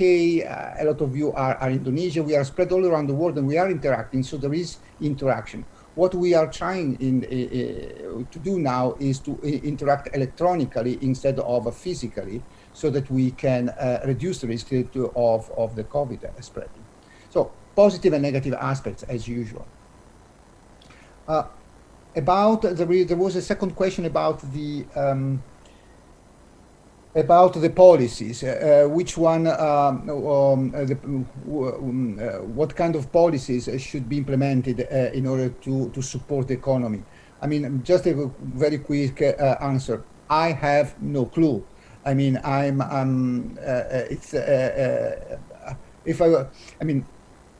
it's an incredibly difficult task. My only the best answer I can give you is that governments should try to find the right balance between giving money in an easy way, in a simplified way, so that the red tape firms have to go through in order to apply and to obtain the support is not too much. But at the same time, governments should also try to implement some kind of a selection, so that the money is not given to everyone, but the money is channeled towards the firms that deserve support, because are those that can help the economy to recover once the COVID will be past. That's it. Thank you very much for your comments, Dr. Moro. Now we will listen to respond from Dr. Alexander Bauer. specifically probably on travel, tourism, and the impact of second lockdown to not only to Austria, I think, probably many countries. Thank you.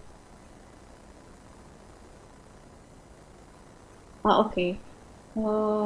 Please unmute Dr. Alex. Not yet. Please unmute for Dr. Alex. Now it worked. Thank you very much. So body language works, communicating without saying any words. Thank you. More powerful, yeah. So I think what I got from the question, so I would like to answer the second question first. So what happens in a second lockdown, especially for tourism?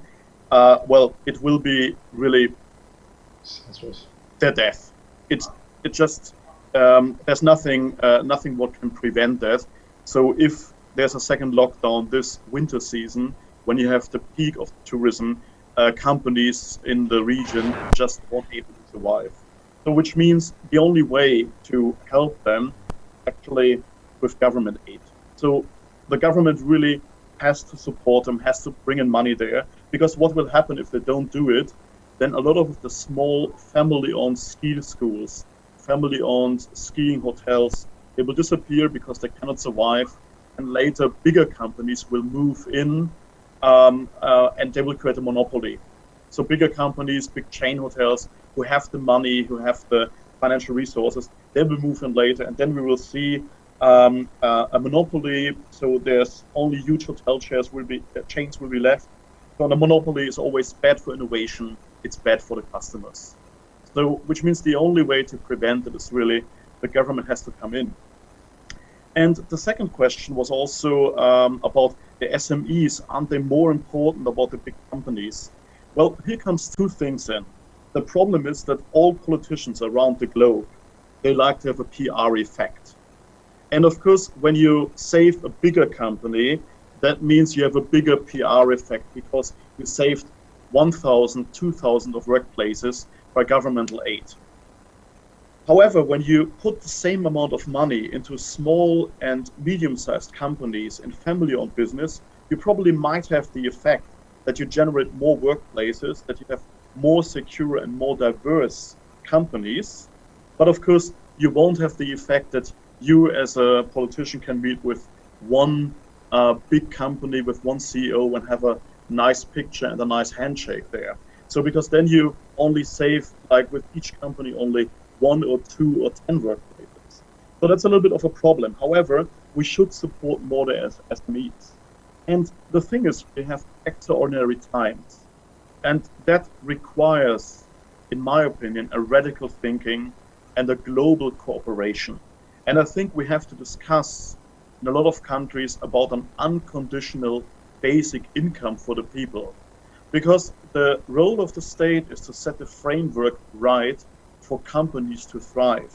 So how to do it? At the moment, to set a framework right with travel restrictions, with a global cool down, it's difficult. So which means you have to rethink by helping the people who don't have a job with an unconditional basic income. On the one side, we help society. On the other side, we probably generate a sustainable growth.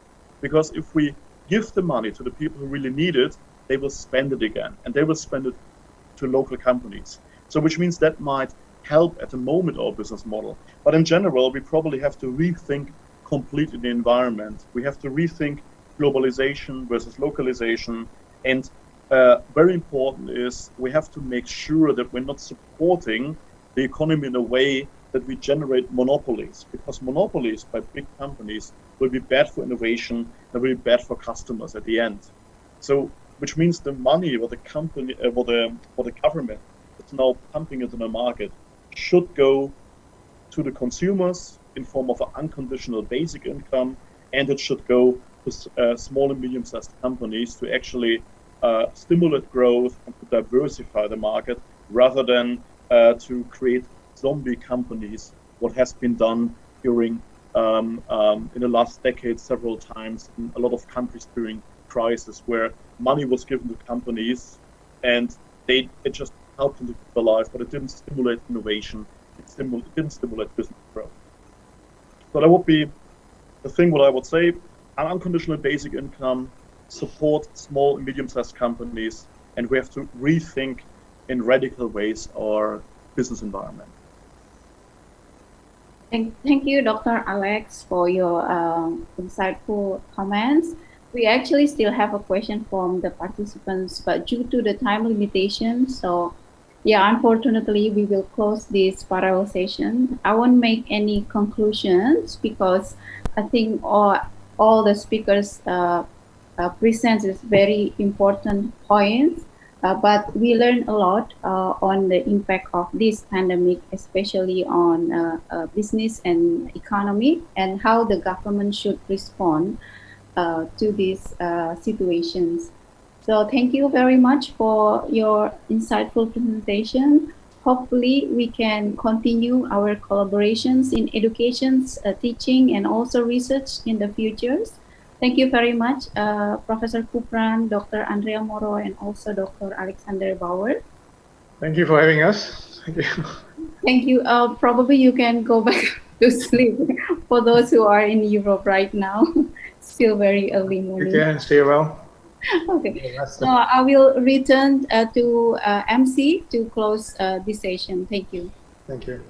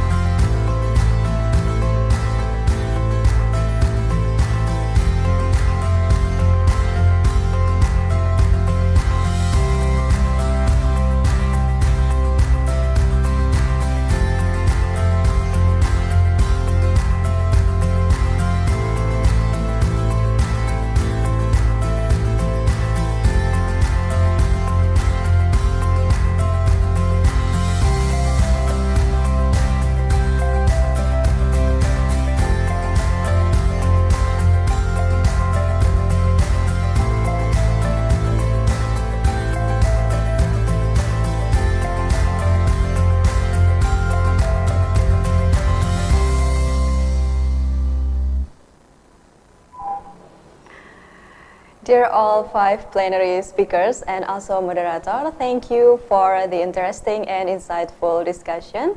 Stay safe and stay healthy, and see you on the next event. Ladies and gentlemen, that was our plenary session. The next session will be parallel session. We invite all participants to go to the link for parallel session. The link for parallel session is at incredibleuns.id. The link for parallel session is at incredibleuns.id. The link will directly bring you to the parallel session or breakout room. We also inform to all participants to join the parallel session 15 minutes before it started at 1:15 p.m. and will end at 5:30 p.m. And do not forget to fill the attendance list at bit.ly/list_attendance, bit.ly/list_attendance.